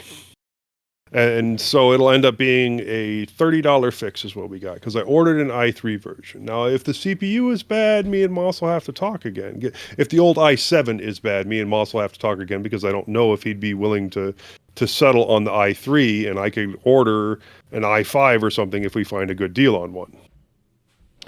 Have you tried, does it have a removable CMOS battery? It does, and I did. Okay. And that seems to be fine. Well, I was wondering if maybe it needed to be reset to. I removed the CMOS, and there might also be a jumper that I could use to see if I could reset it that way. But you figured it would at least get to the splash screen, and it wouldn't be giving the pre-boot beeps saying there's no Yeah. RAM installed. Lenovo is terrible about that, being so opinionated Yeah. about the type of RAM that goes in it. And I was Well, confused. at as first. you know, I've ordered quite a few of these over the years. One of them Dale has now. This one was the most recent one to die. I've already replaced it, but it'd be nice because what I'm using for my studio machine right now is sometimes not booting all the way. If it's been not running for a while and I boot it up, it either doesn't do anything or it gets to the Lenovo screen and hangs. And then if I shut it off and reboot it, it works. So far it's still working, but this is sort of what happened with the machine that Joe has, except it kept getting worse. Now, these things take SODIMM RAM, don't they? Like laptop RAM? Correct. Yeah.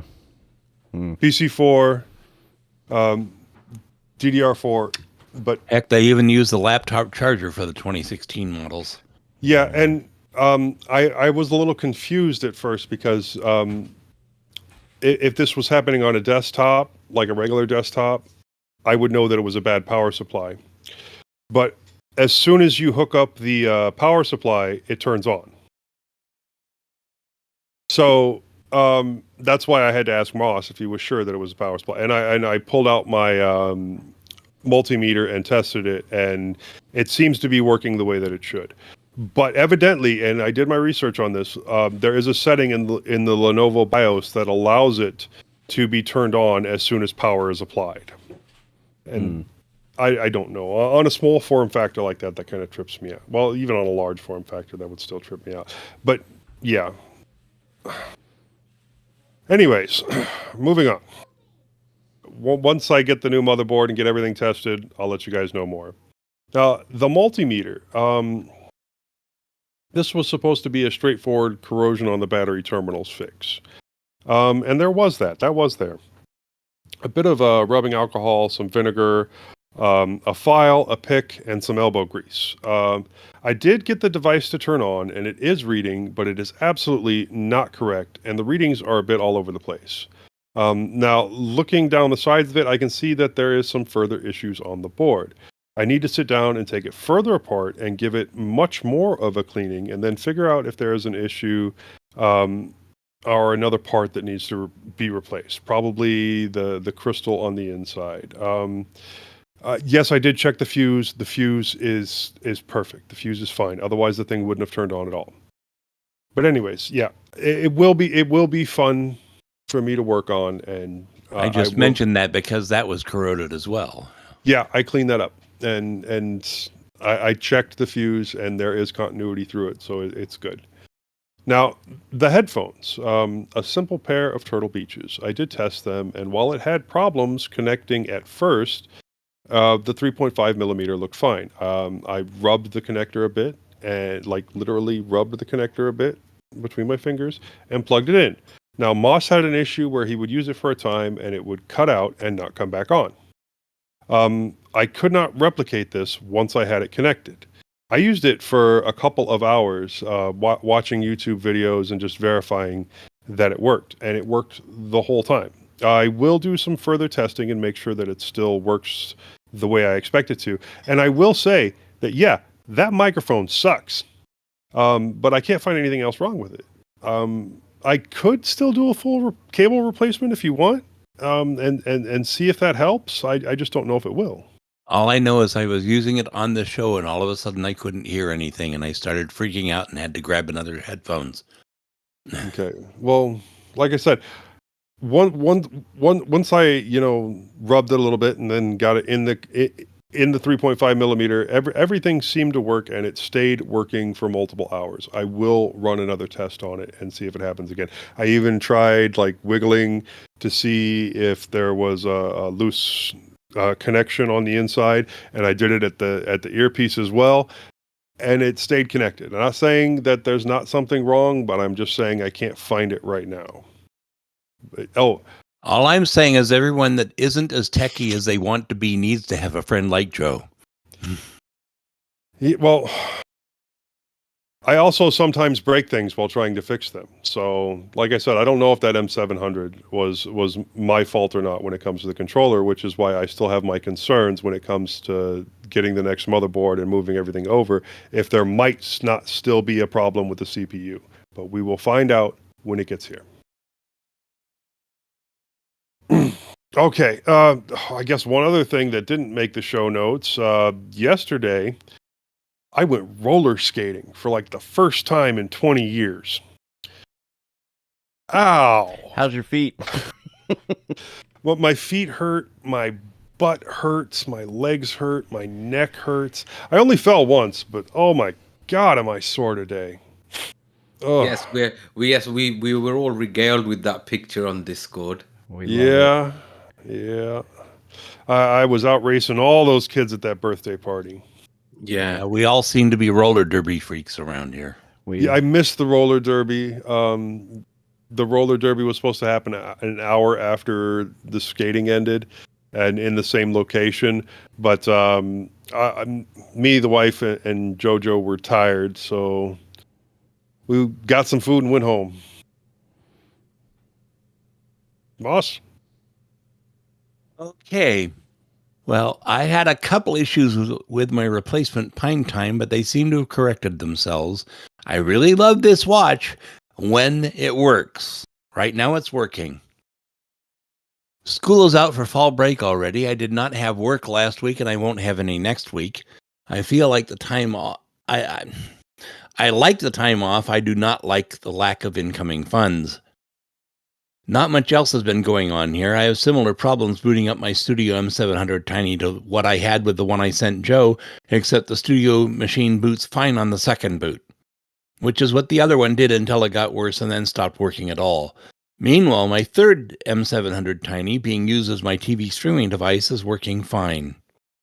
Haven't had any problems with that one. I think it's an i5 also. The one I'm using in the studio right now is an i5. I don't know that it's worth it to have an i7. The one that Joe has is an i7.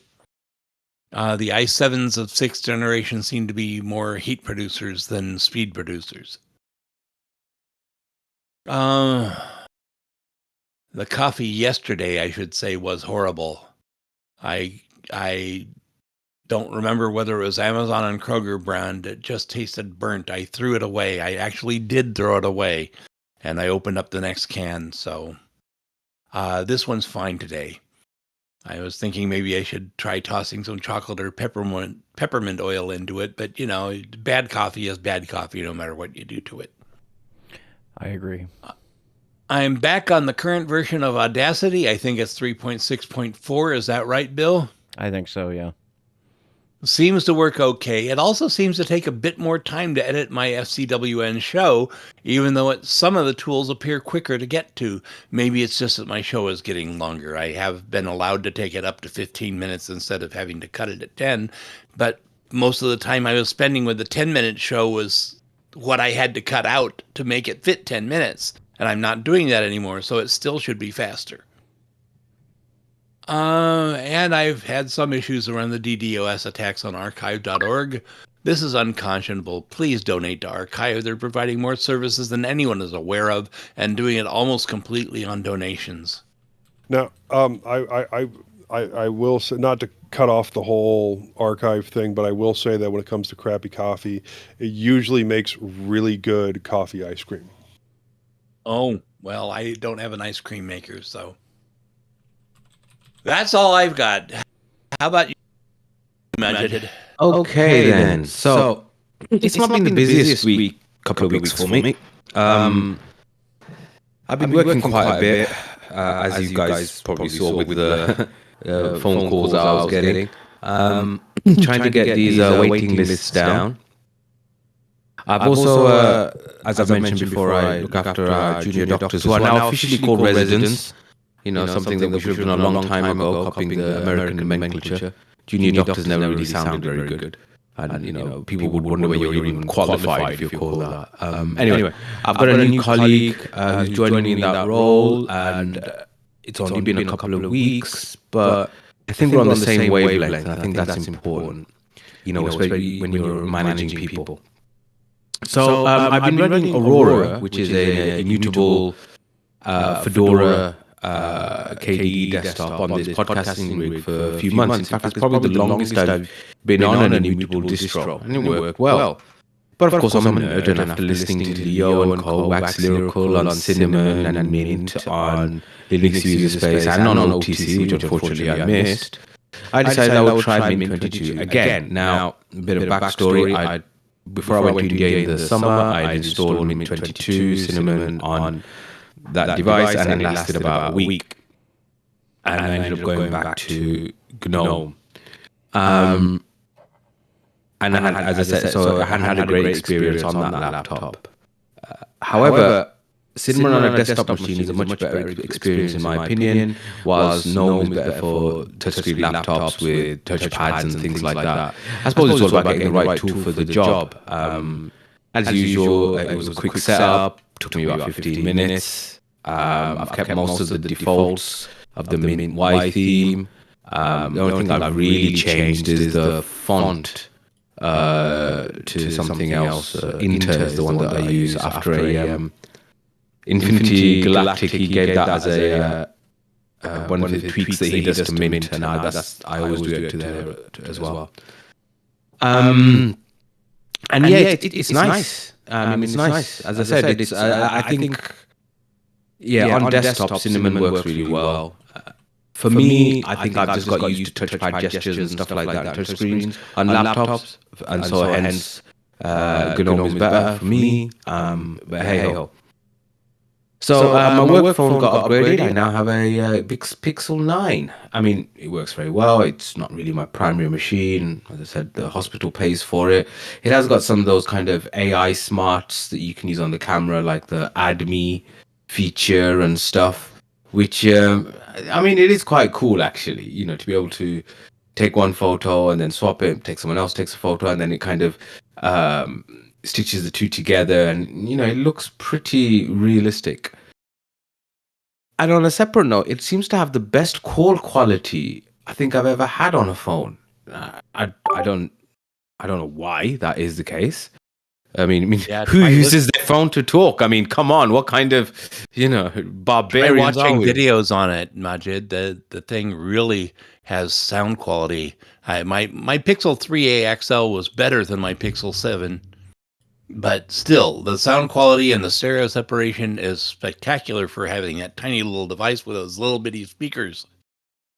Yeah, I suppose I should. I mean, as I said, because it's not my main device, I haven't really used it much more than work stuff. But yeah, maybe I'll try that and see how that is. I think I am definitely converted to this foldable form factor though, with the OnePlus Open that I waxed lyrical about last time round. It does. I do quite a lot of reading. There's a lot of referencing sometimes I need to do when I'm working as well, and it's just nice having that bigger screen that's available always whenever you need it, and then you can explore, read. The multitasking is great as well. It's got a better camera than the Z Fold 5 had as well. And so I'm converted now. I can't see myself going back to a normal slab phone. Maybe I'll change my mind, but anyway. I just can't get Plex working on my NAS.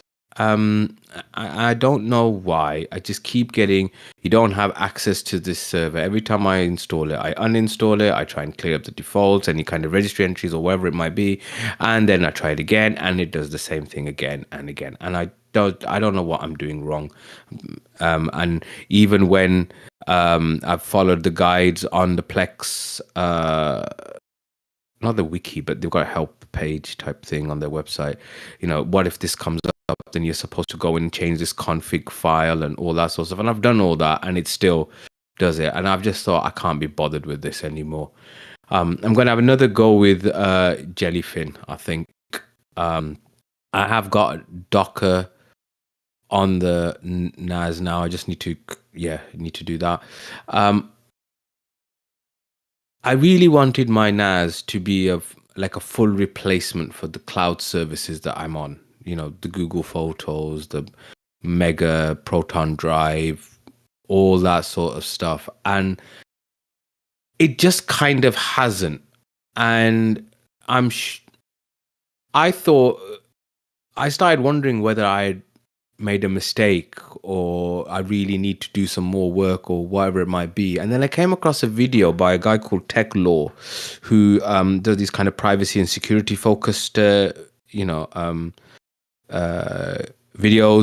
using Signal rather than WhatsApp, and which browser is the best. I think he thought Brave was actually, or of the Chromium based ones. Anyway, going sidetracked. He did a video about getting a Synology NAS, and he said that for him it took him a while to get his head around and get used to how to use it and work it and stuff like that. So I thought to myself, maybe it's not just me being completely stupid. Maybe there is a bit of a learning curve, and I just need to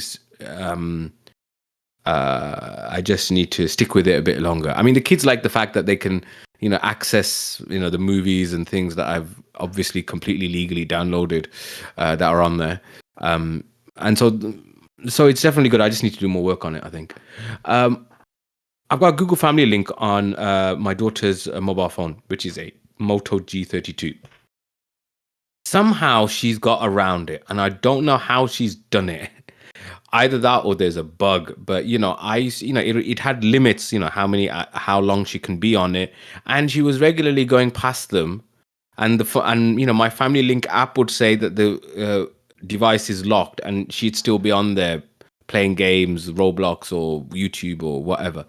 You're saying your daughter is watching porn on her phone? No, she's not watching porn, thankfully, but. I mean, she's still spending far too much time on there. How do you know? Okay, fine. Well, I don't know, I suppose. But look, come on, she's 11, man. Let me have some. If it was my sons, I would. I know that's exactly what they'd be doing. Yeah. Anyway, so. I decided to do a full factory reset, deleted all the accounts, deleted the thing, set up a new Gmail and all that sort of stuff. Seems to be all right now, so I don't know whether it was actually a thing. The fact that it's still on Android 13 is a bit annoying. Now, I know it's a budget device. I only got it for $100 and stuff, and but it does worry me about the security. But then it's not like she's going to be doing banking on there. She hasn't even got a bank account. I mean, she is 11, Moss. Yeah. Anyway, at the other end, telling yourself that. Yes, I will.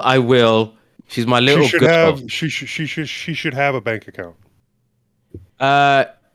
It's yes. Okay. So interestingly, since the financial crash, most banks won't let you open a bank account for kids under the age of 13 now in the UK. I mean, I remember when I was a kid, I had one at the age of 8 that my dad had sorted out. I mean, I suppose it was a different world then.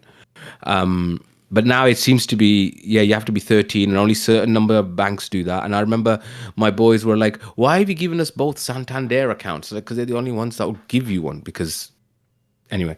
But anyway, at the other end of the age spectrum, my mother has been complaining about her desktop computer. Now, we have a desktop computer that's been in what used to be my dad's office.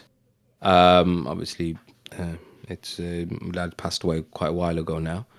But it's still where the computer is kept, and it's not used for a lot really. Kids sometimes come and used to play on it when they were younger. My mom basically used it mainly for banking and writing letters and printing. Basically, she's 74. I mean, she doesn't do a huge amount. Her phone is her primary computing device, but there's certain things she doesn't like doing on her phone, like banking, as an example. And so she was complaining about it. Now, I can't remember the specs of it because it's been about 4 or 5 years ago that I bought it. All I remember is that it had an AMD processor and it had a 3 terabyte spinning Rust hard drive. That's what I remember. It runs Windows 10. So I reckon that if I was to get an SSD and get mintCast XFCE, and plug it in, that would do everything that it needed to do.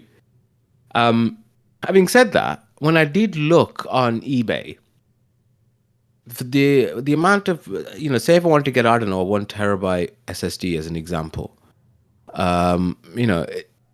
for about only $20-$30 more, I can get a X Enterprise Dell Optiplex or a HP ProDesk, and I think to myself, should I just get a new computer? It's only going to be a little bit more. Anyway, she's told me specifically that I need to wait and before buying anything. So maybe I'll go around and I'll check exactly the specs and what SATA ports and all that are in there before I actually do anything. Don't lie, you've already got something on order. You're just waiting for her to say, "Yeah, go ahead," before you show it to her. Yeah, it's on my watch list. Okay. Bloody electronics. Okay, so I think my car has a few broken sensors. Actually, I should rewrite this to, I hope my car has a few broken sensors. The tire pressure light in my Audi and the AdBlue lights keep coming on. Yet whenever I check them, they're fine. The tire pressures are always all right. Did you check the spare? The spare? The spare tire. Yeah, there's a spare tire in the boot. Oh, It sorry, may the also trunk. have a pressure sensor. My wife's van, the spare tire is always sending up the tire pressure alert because it's a piece of crap. Okay, so when it says the tire pressure, it actually says which wheel. So rear left or passenger right or whatever. And I've always checked them and they've always been fine. If it's consistent, you may need to change the sensor. Okay, so then the same thing was happening with the AdBlue, where it was coming up saying you need to put AdBlue in. And I've put in about 30 liters of the stuff. Okay, I'm not even 100% sure what you guys would call it over in America. I have to think. It's a thing that you put that doesn't, so that it's next to the fuel tank. You put it in. It's supposed, you're not supposed to put it in with the fuel. Yeah, it's coolant. That's what it is. Anyway, the sensor keeps coming up and keeps saying that if I don't fill it up, the car will not start. Yeah. I've put in about 30 liters of it, and it's still, the warning light's still coming on, and the warning light is counting down. If you've put in 30 liters, you've got a leak. So I would have thought so, but the last time I started putting in, it was coming out up the top, so it's obviously full. Do a flush. How would I do that? Coming up the top and still leaking because your thermostat might be shut. Well, first do a flush. If his thermostat was stuck, then if it was stuck open, then it would take a while to heat up, wouldn't it? But it would eventually heat up and stay hot because the water doesn't have a chance to cool. But there should be either a hose at the bottom or a plug at the bottom of your radiator that you can undo and drain the entire radiator, flush it with plain water, drain it again, and then fill it up with coolant. And that should hopefully clean off that sensor if it's gunked up and fix the issue. Majid, is your car a diesel? Yes, it is. It's diesel exhaust that's fluid. What it is. Just it's checked diesel exhaust fluid, yes. Yeah. That's what it is. Anyway.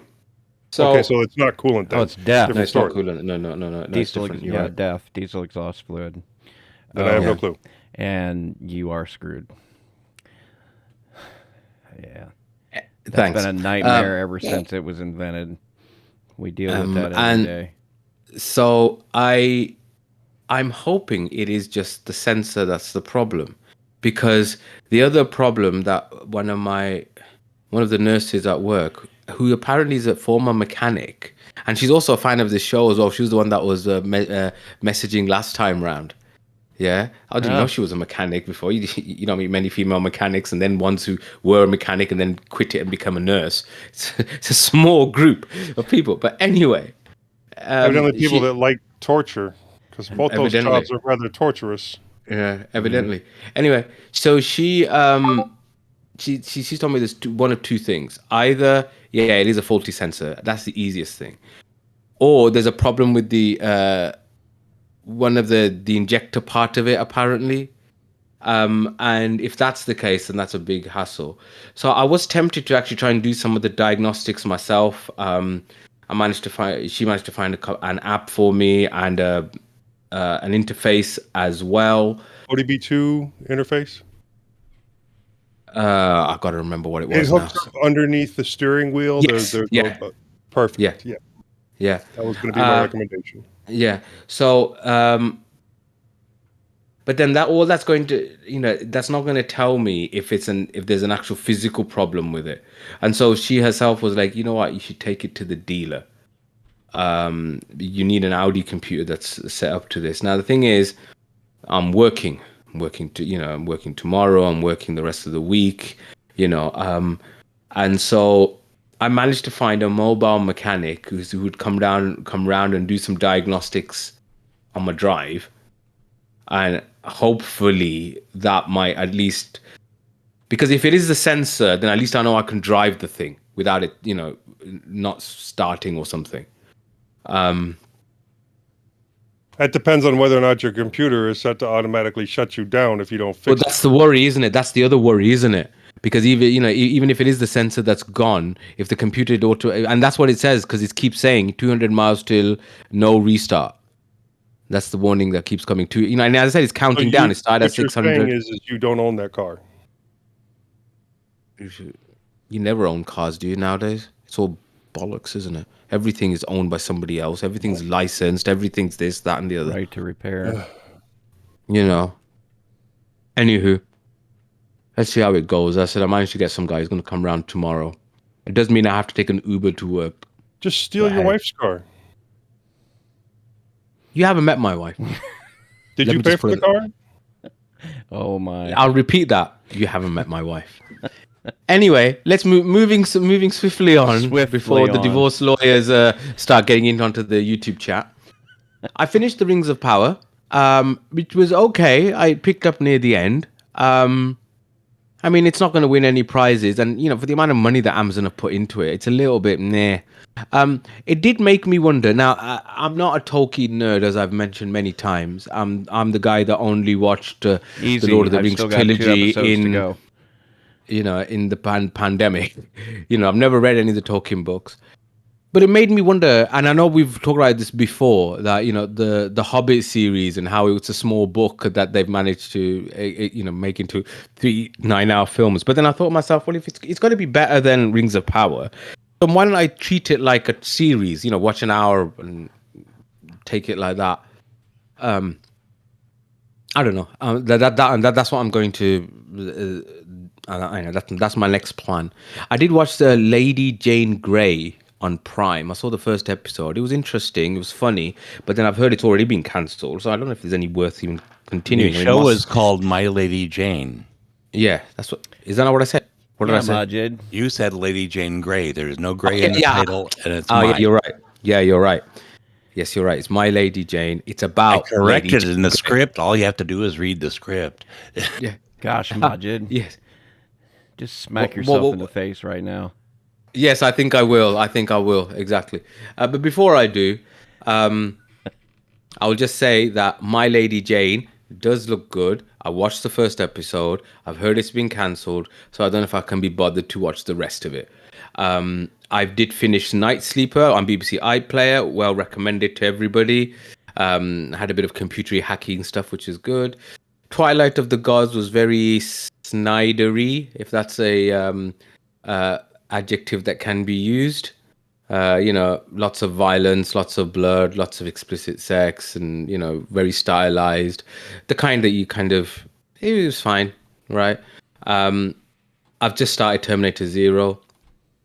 My Citadel Diana has come out on Amazon Prime as well, and so that's something my wife looks interested in, that because she's into this whole kind of spy stuff. Her favorite set of films ever is the Mission Impossible franchise, so you can kind of see what her proclivities are on that one. And so with that, I think I will end my bi-weekly. I just want to mention one more thing. Mm-hmm. Tire is spelt with an I. No, it's not. It's spelled with a Y. Look, you guys speak American, we speak English. Let's just get it. Let's get Do it. you Yeah? really spell tire with a Y? Yes, we do. Oh my gosh, We I spell didn't know tire. that. Well, even the spell check on here says you're wrong. Well, the spell check is wrong. Okay. It's look. Just because I'm the ethnic minority because here you in the don't sense buy of being the English tires one. over there. You buy tears. No, tie. I'm T-Y, going to tire. go buy That works. A set of If it- tears. T-Y. Or Tyree. Tyree, that's better. Yeah, well, whatever. Speak to the hand. As he tries to pull off that Cali girl accent while No, I spelling wasn't. tire wrong. Whatever. Talk to the Whatever. hand. Talk to the hand. Actually, I wasn't trying to do that. I was trying to do Actually. I was trying to our Oh, no, he didn't. Essex girl. Our Essex girl is your equivalent of a Valley girl. Like whatever. I'm not listening. Oh, I speak love to the that hand. accent. I love that. M to the B. M Do to the you? B. Do you love that accent? I love it. You're in a small minority, my friend. I like the TikToks where they go over there with American biscuits and gravy, and these kids are all like, "Why does it look like vomit? It looks like vomit. These are not biscuits; they're scones. Why do they call them biscuits?" God, that And then- started Bill on his accent. And then they eat it. And Oh, this is the no. best thing I've ever put in my mouth. Kill me now, How- please. Is it expensive to go to America? Love it. Oh, anyway, I guess that finally concludes our wanderings. Moving on to the Linux innards, and this week we are talking about it's going to be a fun subject. I think we're going to talk about headphones. We've got some opinions. We've threatened to do this several times, and I know that this can turn into a really long conversation. And Yeah. So I suppose a little bit of backstory, as usual, is important here, which is that young William here has only recently been introduced to the wonderful world that is headphones and earbuds Bluetooth etc. earbuds specifically. Yeah. And so he has learned that it's a particular rabbit hole, and both myself and Joe, I wouldn't say we're aficionados, but we also have been down said rabbit hole. Look, I'm just going to start the argument now. You cannot get proper sound quality without wired headphones. So. I agree with you 100%. I agree with you 100%. My only reply to that would be two things. Number one, can you hear the difference? No, because I'm friggin' deaf. Okay. And number two, convenience versus quality. That's the where classic it is thing. right there, isn't it? So, but before we get to that, I suppose there should be a little bit of discussion as to, the frames of references of what this discussion is going to be, because there's going to be quite a lot of terms that are used and quite a lot of nomenclature, which I'm sure everybody knows, but I think it's just good practice to kind of just talk about it beforehand. So, we're talking about different types of headphones. The headphones can either be earbuds, which go straight into your ear, into your ear canal, with the sound is directly through that, or they can be what they call over ear. So these are the kind of bigger headphones that we are used to seeing. Now that sound can travel. The sound can get to those either through a wire or wirelessly. And if it's coming through a wire, it can come through an analog wire, which is the 3.5 or 2.5 millimeter auxiliary jack, or it's through wirelessly, wirelessly through Bluetooth. And so, stop. Okay, go on. Okay, Bluetooth. Now that's 2.5 gigahertz. You can also get 2.4 gigahertz. The benefit of the 2.4 gigahertz range over the 2.5 gigahertz range is the lower latency. Mm-hmm. Okay, now please continue. Yeah. So, so those are the kinds of things that we're going to be talking about. As I said, and there are people who have very opinionated views. most of them, like all of these kinds of things, everything's got a grain of truth in them. Like Joe mentions, that wired are better than. I mean, you do see quite a lot of people decry the fact that we don't have 3.5 millimeter headphone jacks in most of our phones and tablets and even laptops nowadays. Well, Other thing to mention, sorry, is there is also the IEMs or the in-ear monitors, which are also wired. They're not generally. I mean, like Bill's wearing some now. That's what I've got on now. Yeah, and so they're often used in where sound quality is really important, like when you're recording and doing things like that.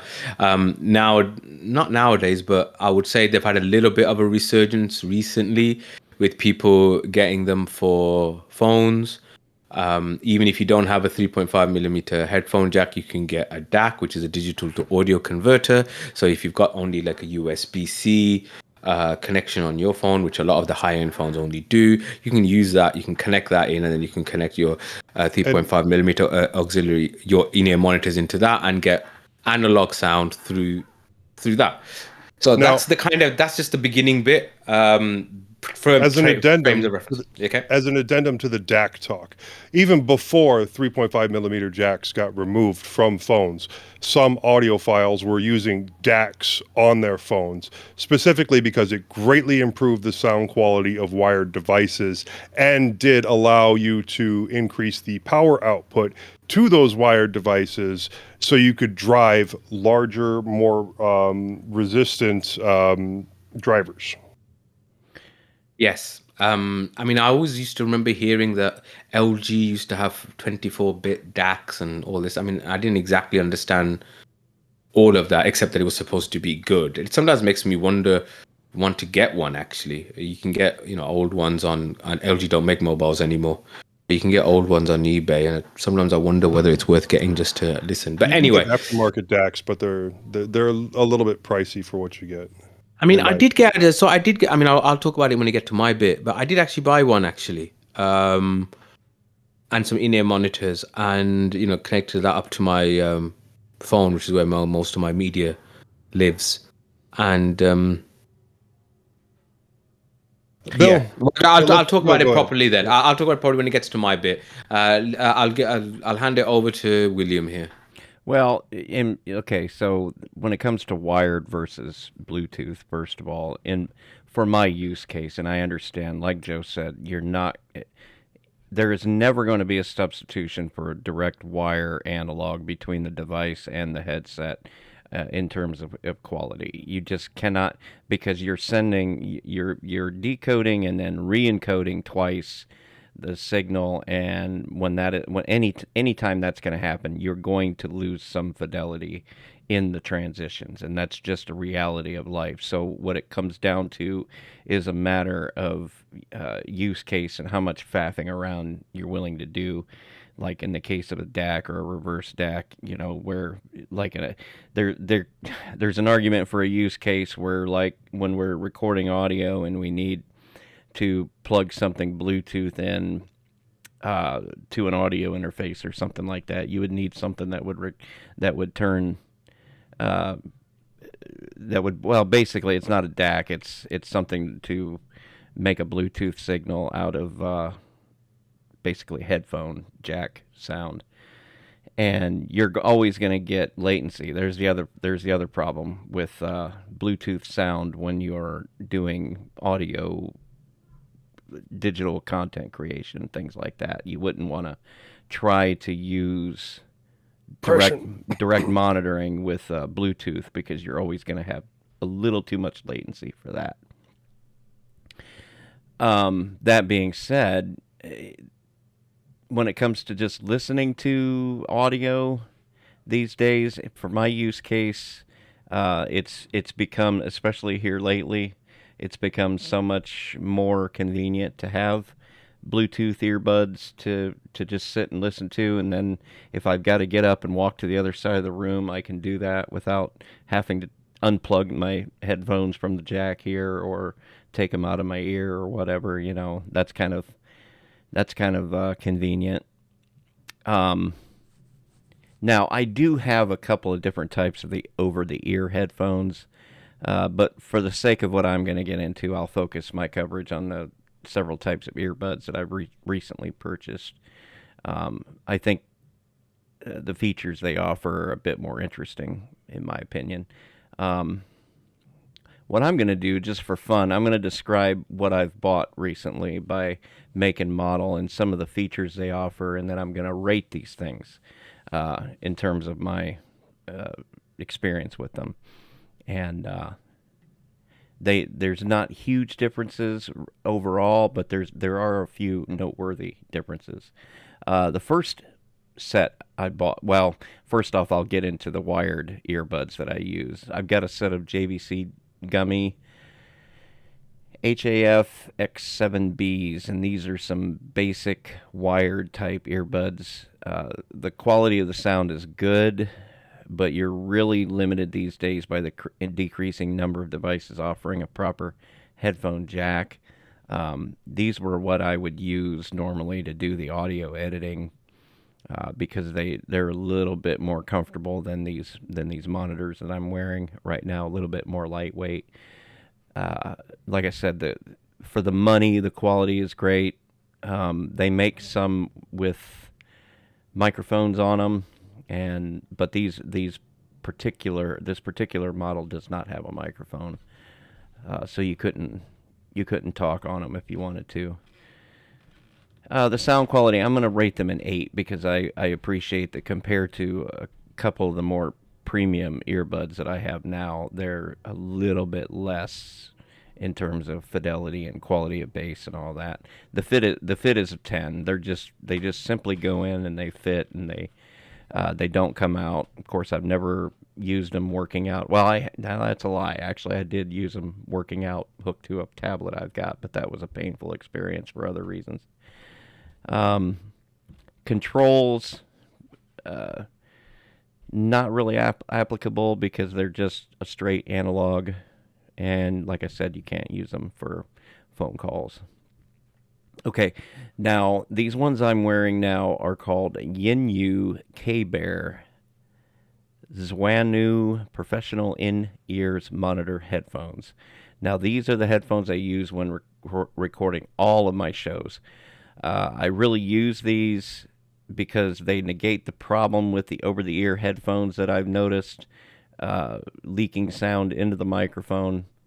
I've had increasing problems with everybody that uses over-the-ear headphones. It's undeniable, and it creates an echo in the recording.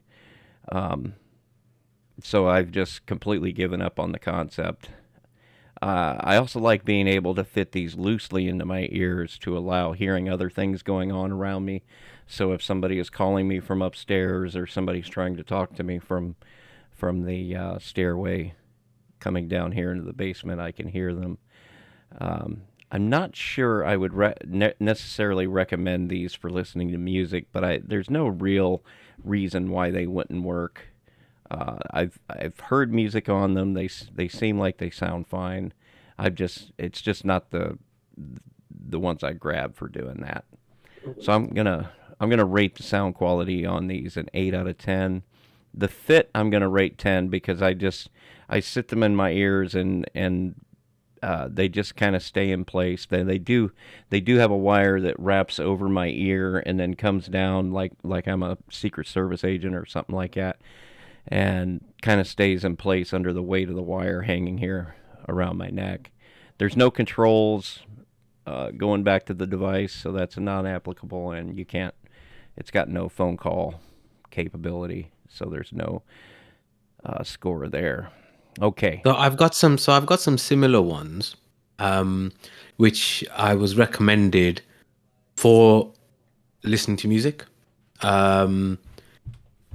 Which I got off Amazon or something. And I must say, you get a very neutral, clear sound with them. Yeah, that's what I was looking for. Yeah, but then you need to have the right type of files to be listening. So you have to get FLAC, lossless, CD quality type things. So it's something that can be used for listening to music, and I know there's a whole community out there that does it. But it depends what you want, I suppose, isn't it? Anyway, sorry, I interrupted. They're studio style. So the sound curve is studio style, so that they're very flat. There's no. They're not set for bass. They're not set for mid range. They're flat. Okay. In my case, it was 100% to have something that was very, very baseline, very mid range. That would sound. I could turn the volume way down on these, which I do, and still be able to understand all the co-hosts. And those are modular. Yeah. Those are 2-pin modular as opposed to the MMCX. Okay. Yeah, I've only unplugged them a couple of times just to clean them. But yeah, Joe's right. Well, they are modular headphones. They do come apart. You could get a cable that had a mic in it and switch those over to it, and it'd be cheaper than getting a whole new set. So yeah. So there is that. But in my case, they've completely removed any echo that comes from the co-host talking and going back into my microphone, because that was really, really irritating. Some people have the problem, some people don't. It just is what it is, and this was my fix. So I'm quite sure now that I've found something I love, the next time I go to buy it, it'll be gone, because that's just how the world works. Okay, like I was saying, I got into working out recently, and I needed some. I was trying to use a device that had a proper headphone jack, but that was an Android tablet, and it was a rather low-powered Android tablet. And for those of you that know, you know that like the Android tablets from 4 and 5 years ago that were 1 gig RAM, somewhere in that range, they're just painful to use. So I gave up on that and decided to get a pair of Bluetooth headphones and use my phone instead. The first ones I went with were the same ones my older of my replacement kids uses. And they're the JLab Go Sport Plus wireless workout earbuds. See, it's got the word workout in it right there. Can't lose. Okay, so now we're getting into some of the wireless stuff I recently purchased. The journey to the perfect pair has been a bit of an odyssey that I'm not completely sure I'm finished with. Because he didn't talk to Majid and Joe first? Well, no, I needed a quick solution, and not everybody is good at answering questions quickly. Well, these are some of the kind that hook around the ear, which appears to be a deal breaker for me. And what I mean by that is you've got the earbud, and then you've got an actual piece of plastic connected to that, hard connected to it, that wraps around the top of your ear and then back.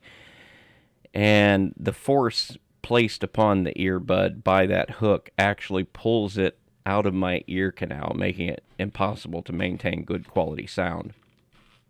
So I passed this pair on to my kids, who they say they work just fine for them. I don't know. Maybe they just don't care about the sound quality as much as me. Now, I rated the sound quality for these earbuds at an 8, because when I take them out, I take it out from around my ear and just stuff it directly into my ear, I get good sound quality that way. So I can't really blame the quality of the earbud itself on that. It's the design of it. Maybe if I'd have put heat to it, maybe I could have bent it a little bit or something. I don't know, but I wasn't willing to go down that road. The fit is a 4, just because I couldn't get it to work for me.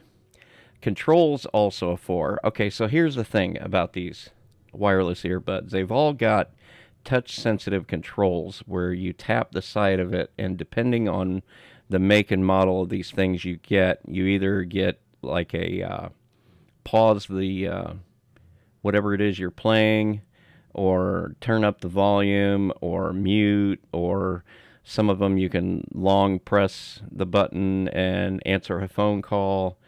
I rated this a 4 just because I kept having to push the thing into the ear canal, and that would activate, depending on how many times I ended up tapping on it, it ended up activating whatever control that was, and that was a terrible experience.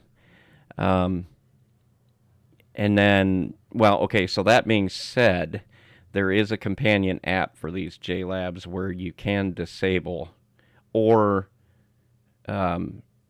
you can set like different things for like one press on the right side or one press on the left side, 2 presses, 3 presses, or 1 long press. You can set it to do all different things, or like in my case, I completely disabled the whole thing. And that kind of worked, and it actually saved those settings, which that's going to be important here in a little bit with another pair.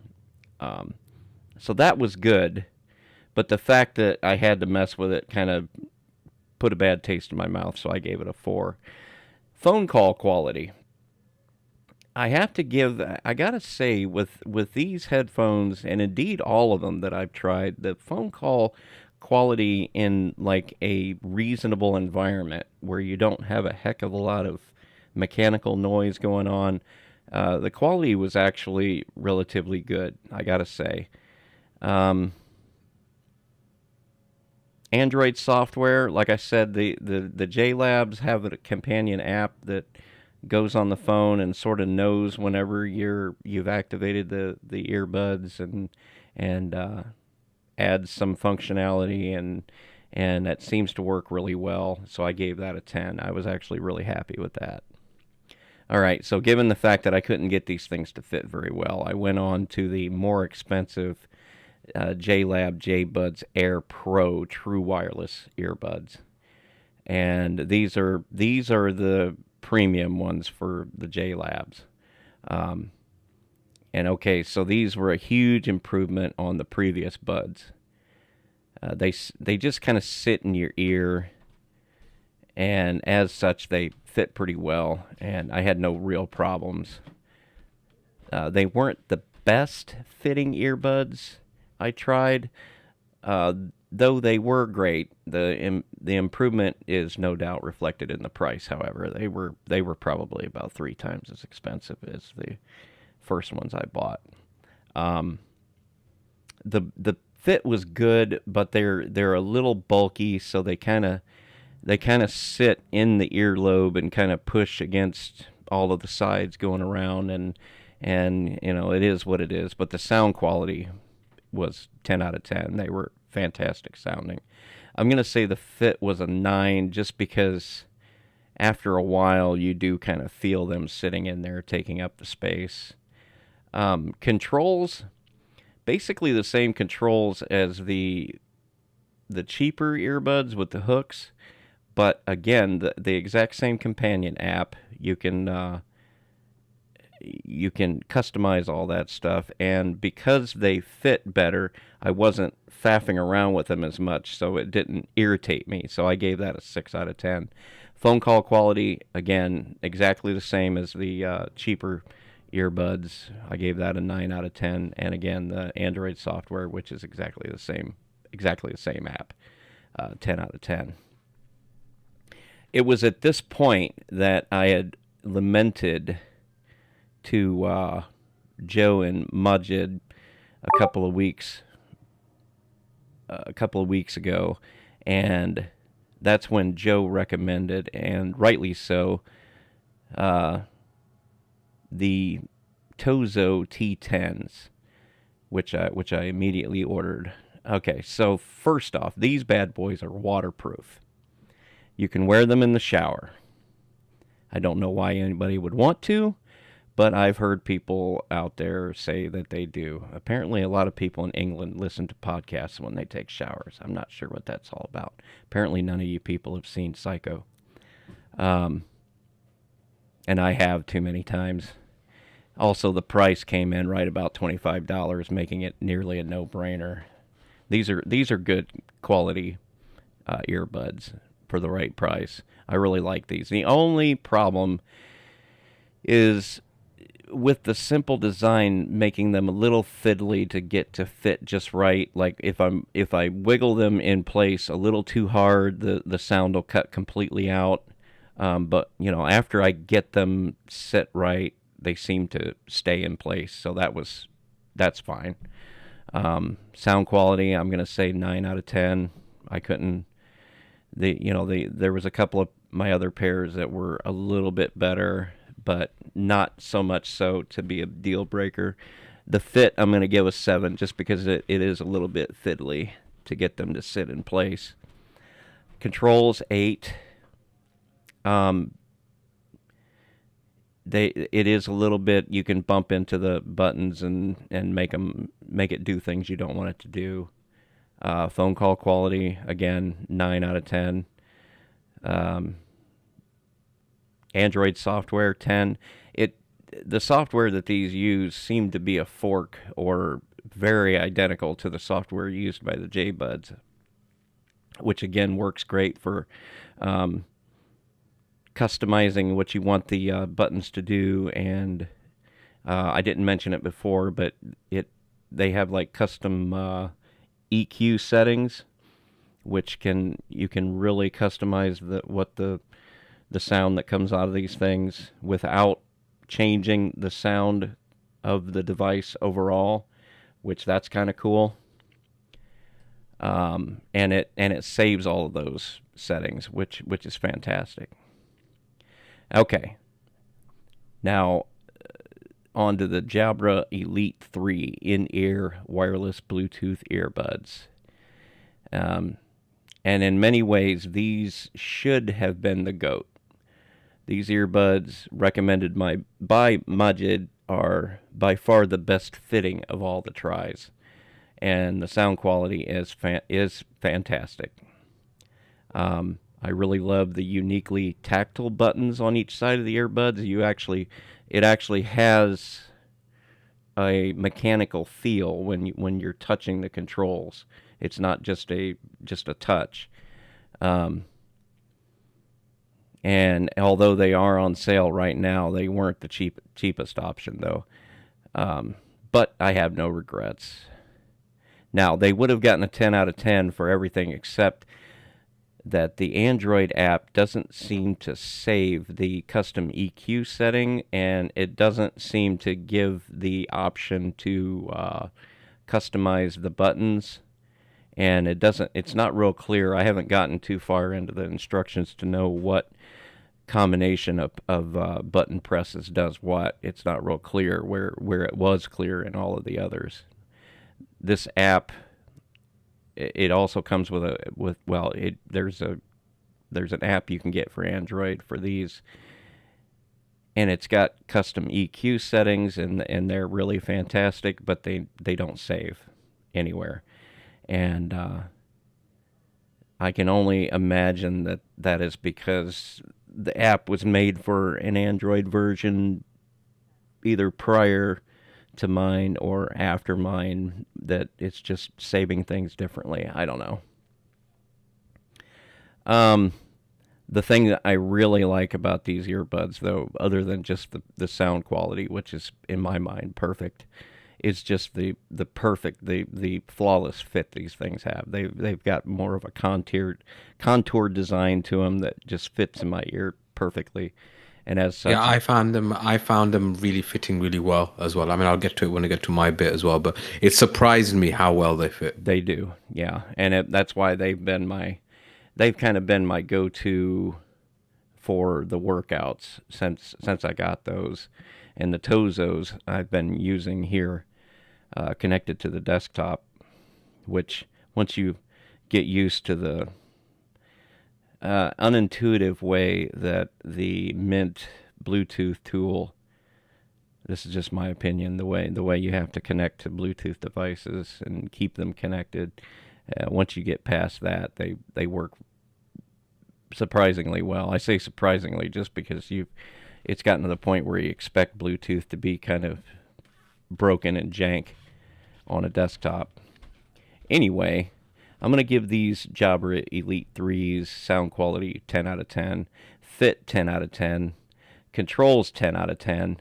Phone call quality, I got to give that a 9 just because you do, when you're using something like this, you need the right environment. So I wouldn't take any of these earbuds out on the road with me and try to talk in the truck. I do rely on my Blue Parrot headphones for that, which I didn't add to any of these notes because stuff like that's relatively significant to like truck drivers and industrial environments and stuff. So they don't have real good noise canceling qualities, which you would kind of need in loud industrial environments, but in the right environment, they work just fine. And the Android software, I gave that a 5.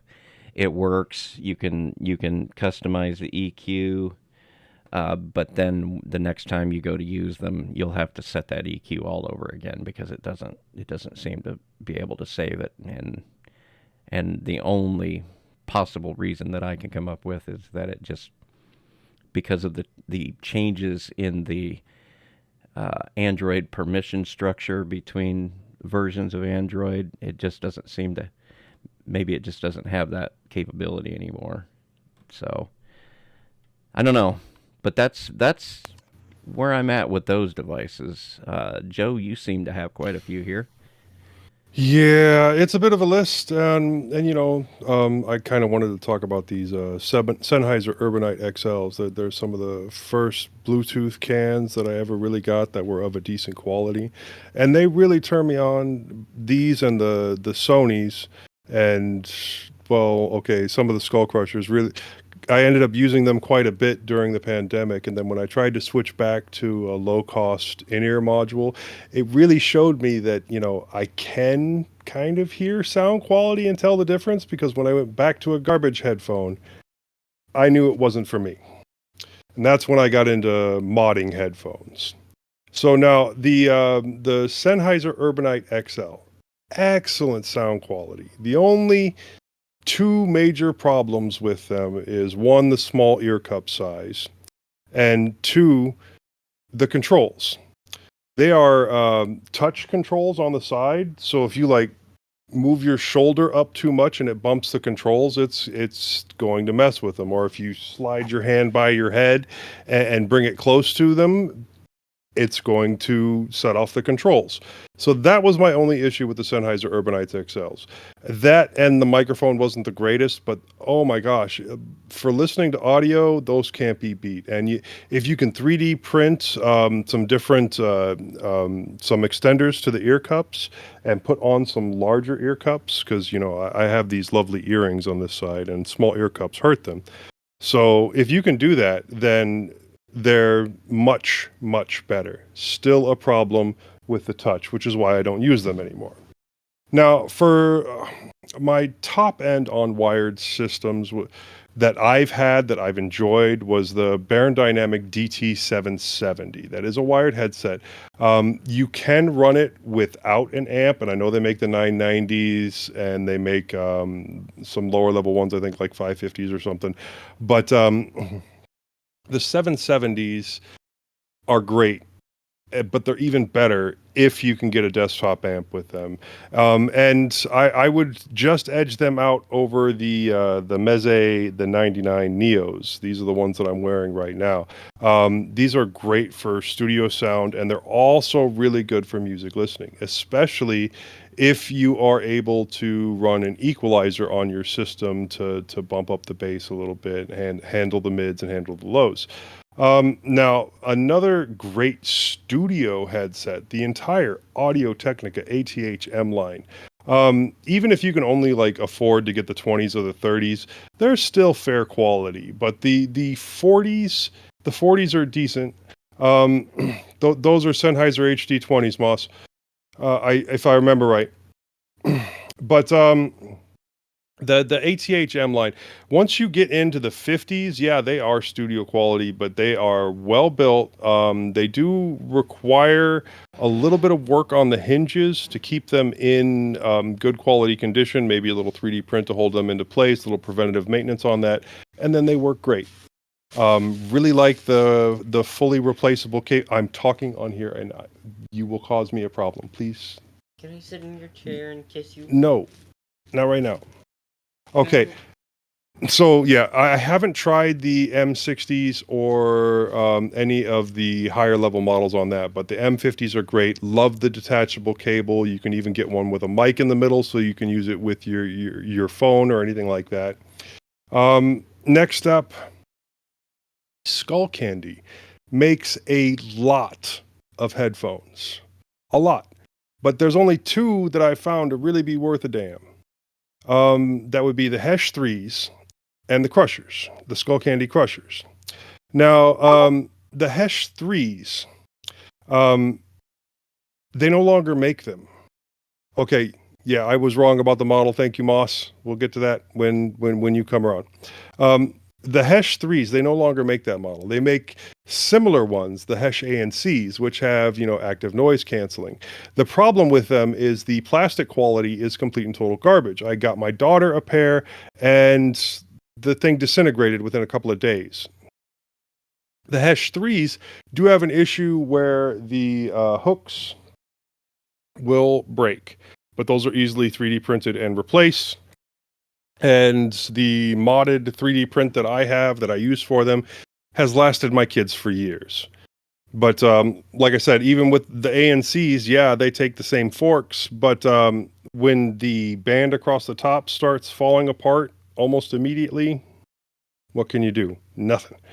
So, but I absolutely love the Crushers. I know a lot of people talk some crap because they got that base slider on them, but you can 3D print the hinges for those, and I think the sound quality is great.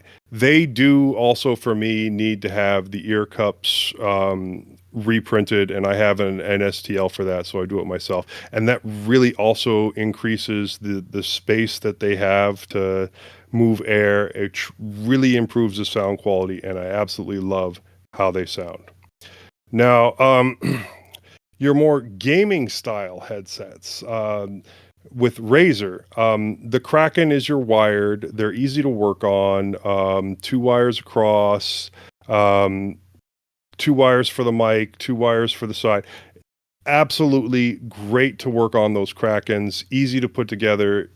Easy to fix any issues. I haven't seen too many band breaks or anything like that. Cable replacements happen all the time. The only problem with those is the switch that's in the middle, the little volume control thing, the potentiometer, always goes out, always needs to be replaced. Might as well just replace the whole cable and leave it straight. So, but the Razer Nari Ultimates are some of my favorite 2.4 gigahertz headphones. They have their own dedicated USB dongle. Yes, that dongle does require one of the fuses to be replaced on occasion, but they're great. The sound quality is great. The connection, as long as the USB dongle is serviced, is great. I have picked them up broken, but I'm easily able to fix them and replace parts on them. And I have 3 that are currently working, and I use them all the time. You'll never hear me say anything too bad about the Razer Nari Ultimates other than that one little tiny fuse on them. Now, Turtle Beach. Turtle Beach gets a bad rap because they're low-cost headphones. I think they're great, especially the ones with the removable microphones, because yes, sometimes the microphones will go bad, but all you do is you pull that out, you put a new one on. Those are usually low cost as well. They are the easiest headphones on the planet to work on. Seriously. I mean, easy to take apart, easy to get to the wires. You want to do a full cable replacement, that's maybe a 15-minute job. Maybe. Yeah. That style right there. I love those. Yes, they look cheap, but the mid-range sound on them is friggin' brilliant. You want crisp, clear sound, not overblown bass, not overblown highs, but just that mid-range perfection. You can't beat a cheap pair of Turtle Beach headphones. And like I said, easiest thing in the world to work on. Okay, now on to some of the Bluetooths, and I'm gonna jump around in my list a little bit here because of the LG HBS line. Now, I love the original the LG HBS line, the 550s, the 770s, even the 880s. After the 880s, you're a little bit iffier, but they're all great, and they're getting harder to find. You can find ones that are similar. They're mostly easy to take apart. They're decent sound quality, although the drivers on them are a little bit shit. You can fix that by removing the drivers in them and either replacing them or taking those drivers and then putting them in a different casing that gives them more airspace, 3D printed. I've done that with several. They sound much, much better that way. One of the major problems with the LG HBS line is the extremely thin cables that they have hooked to their drivers. I completely replaced those on all except the retractables.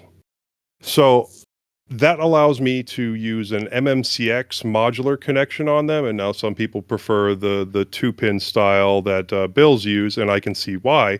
But this has worked for me so far, and I'll keep using it until I can't get them anymore. And the connectors themselves are getting harder to get. So, like, I will take the one more triple drivers. Like, after that whole experience I had with just using like high quality headphones and then trying to switch back to low quality in-ears, I had to find a different solution because of how crap they were. The Shure SE 215s and 315s sound great, and they are MMCX. They're too expensive for me on a regular basis trying to get them. And they do eventually fall apart, and you can't really fix them, repair them, whatever, without causing major damage, and they won't go back together.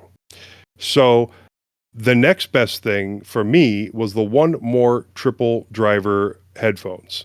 I can get them. They sound great. They're in-ear modules, the 3.5 millimeter, but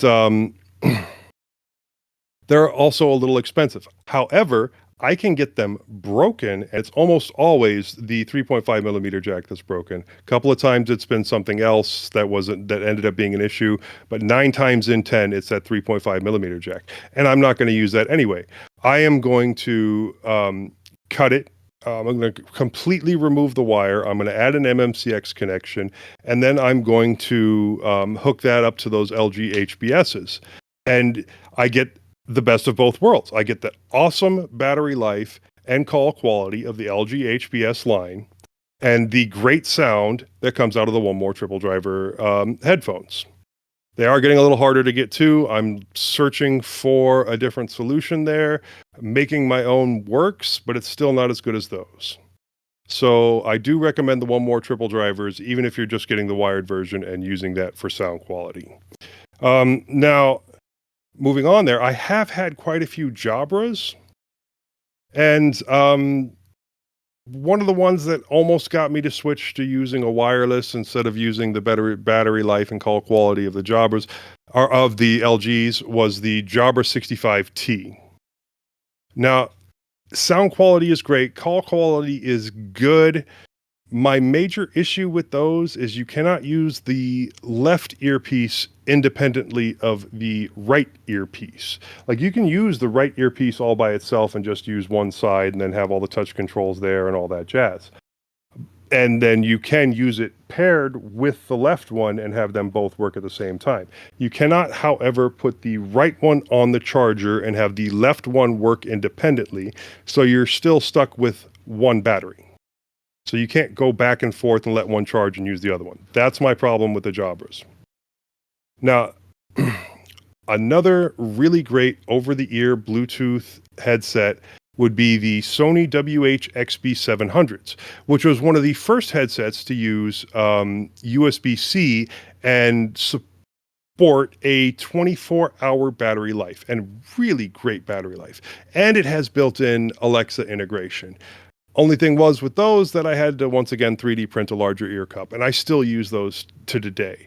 The sound quality is not as good as some of the other ones when it comes to like heavy music listening, but for like audiobooks and phone calls, it is really, really good. One of my favorite headsets for that.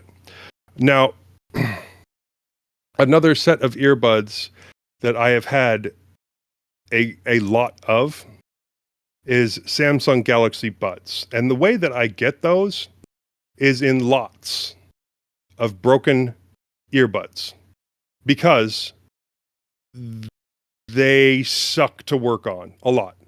And they're paired to each other. You cannot pair them to, like, if you have a left working set from one set and a right working one from another set, you can't mix and match. You can do it in software on Android, but you cannot pair those together to be able to use anywhere at any time. And they seem to fall apart a lot, which is why so many ended up, in my garage and then in my trash. But yeah, I mean, the sound quality on those was decent. The call quality was also decent on the sets that I did have working.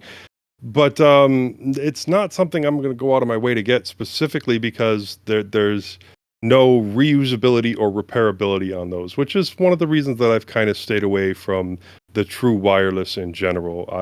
I like being able to work on things, and those are exceedingly difficult to work on. Yes, you can replace the batteries. Yes, you can actually, if you have a working set, you can use them in other projects and things if the batteries go bad. But I'm mostly going to stay away from them and go with something lower cost that I can also work on. I know, I'm a nerd. And that's really it.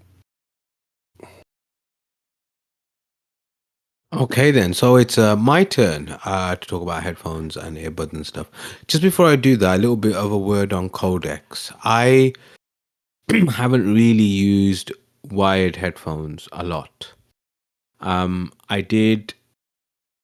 So in one sense, my headphone journey started very similar like Bill's did, in that I started going to the gym. I wanted to be able to listen to stuff. I was streaming. I'd started getting into streaming. I'd got Spotify, etc., etc. And initially, I was using the wired ones that you'd often get with your phone. The standard one when in the days when phones used to have 3.5mm headphone jacks. And then, as I said, I started going to the gym more often, and then I wanted stuff which was could be used easily, were easier to use in the gym environment. And so I do remember getting a bunch of I think there were M Powell ones off eBay, which some of them were wired, some of them weren't wired, but there was still a wire that kind of went around, the back of your neck, for example, like Bullets wireless, those kinds of things. And part of the reason for just sticking with those was because that's generally when I used to listen to music. I didn't used to listen to it much, in the house or, and in the car, obviously you've got your own Bluetooth connected up. And it was only really, I think, early 2022 that I started getting into the whole earbud game. Again, because of the fact that I was, going to the gym, but also because of just it became convenient in the way that Bill talked about, having them and then not, being able to move around the house, still being able to listen to music or listen to a book, being able to watch stuff in bed on your tablet or your phone or whatever. And so I started learning a little bit more about the different kind of codecs that a Bluetooth uses. Bluetooth earbuds use, and the most basic one, not the most basic, yes, the most basic one is SBC. The one that's a bit better and the most common, I suppose, is the AAC, which is the Apple one. But then there are also some ones which are classed as high definition, high res.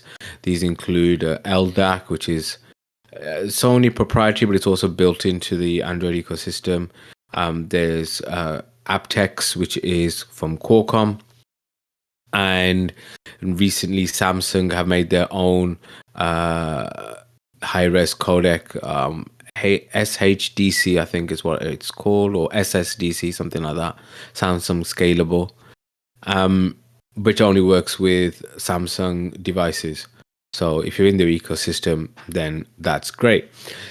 So yeah, so as I said, my journey started in the early 2022. I'd say is when I really started getting into different earbuds and stuff. What I was using when I was going to the gym was mainly over the ear cans. I think there were some M Power ones I'd got off Amazon that were quite cheap. In fact, I think actually my son still has them actually upstairs somewhere. I mean, they lasted me a good 5-6 years as my gym headphones. But yeah, I started getting into earbuds. The first earbuds that I bought were Samsung Galaxy Buds Live. So these are the kind of the beans ones. And what I liked about them was the fact that they used to sit in your ear canal, but in your ear, but not in your ear canal. So they were what we would now call open earbuds, and they had good sound quality. In fact, they had very good sound quality, because especially considering there was very little sound isolation. It apparently had active noise cancellation, but I can't see how that would work with the physics of what they had. The after that, I got the Nothing Ear ones. These are probably one of the longest, and I've still got them actually, longest lasting ones that I've ever had. So Nothing, the company which founded by former OnePlus chief exec Carl Pei. They look like transparent AirPods, basically. The sound quality is good. They're very comfortable. The battery life lasts for ages. They've survived when I've gone on flights and things like that. Now, the sound quality was good. And whenever you start getting newer and newer devices, the sound quality just seems to get better, whatever the codec that is involved. But as I said, I started learning a bit about codec. And I learned that Sony's do really well. So I bought the Sony XM 3s and the Sony XM 4s. These had great sound quality, but they weren't very comfortable. And I remember giving the 3s to my brother-in-law as a present, and the 4s I ended up selling, because yes, they were really good, some of the best sounding Bluetooth headphones I've ever had, but they just weren't very comfortable to use. They were LDAC, and I think that did make a difference. If you really want to have good sound quality but don't want to break the bank, there's a brand called Earfun. And I've had a couple of their devices, Earphone Pro 2s and 3s, and I think about some Earphone Airs as well. And they don't use any specific, high-res codecs, as it were, but they just have very good EQ settings, and they give a very good sound profile. And the only reason I'm not using them anymore is because I lost one of them when I was in Morocco earlier this year. And so I had to get something else. I also had some Jabra 65Ts, and they fit really well for the gym. And I think Bill has also mentioned that his Jabras were very good fit as well. Very good sound quality as well. Didn't have active noise cancelling, had passive noise cancellation, but was still plenty good enough. I suppose I should kind of explain the difference between passive noise cancellation and active noise cancellation. So passive noise cancellation is basically just isolating your ears, basically, as it were, with having a good fitting earbud that goes into your ear canal. With active noise cancellation, what you've got is that the earbud senses the noises around you and will emit its own sound waves to counteract that, to cancel them out, as it were. It's very good for getting rid of kind of monotonous, low, constant noises. So, for example, an aircraft engine, or traffic outside, or Bill talking, something. Sorry, couldn't resist that. Or something like that. It's obviously not going to get rid of other things like necessarily people talking to you, but it's going to counter that. So I found that those Jabra 65Ts, even though they didn't have active noise cancellation, they still had very good passive noise cancellation, and so they were pretty good to use. I did get some Sennheisers, and I did like the sound signature on them. The problem that I found though was the fit meant that they would often get loose when I was at the gym. And considering that I do use a lot of these in that setting, I ended up returning them. I sometimes wonder whether I should have persevered with them actually, but anyway. I found myself in the Galaxy ecosystem when I bought the Galaxy Buds FE. So I'd bought these when, as I said, I'd had these earphone ones, which were, very good sound quality, but I ended up losing them on my route to Morocco. So I bought these from the airport, and they're very much no bells and whistles. You don't necessarily have the touch controls and the. In fact, I forgot to mention actually, I did actually have some Galaxy Buds 2 Pro as well. And I remember I had the FE at the same time, and I remember thinking to myself, there are some bells and whistles on this Pro 2 with the spatial audio and all this kind of stuff and the touch controls, but actually that's not what I'm looking for. So I end up returning them. So what am I actually using mainly now? Well, I'm using the Nothing Ear A, which is it's not the straight upgrade because the Nothing Ear 2s were the upgrade. So this is the third generation of Nothing's earphones. And they have higher res codec support, so LDAC. Again, very comfortable for using in the gym. I've also got their Nothing Ear Stick because I wanted to try some open ear headphones. Now these aren't actually technically open ear headphones.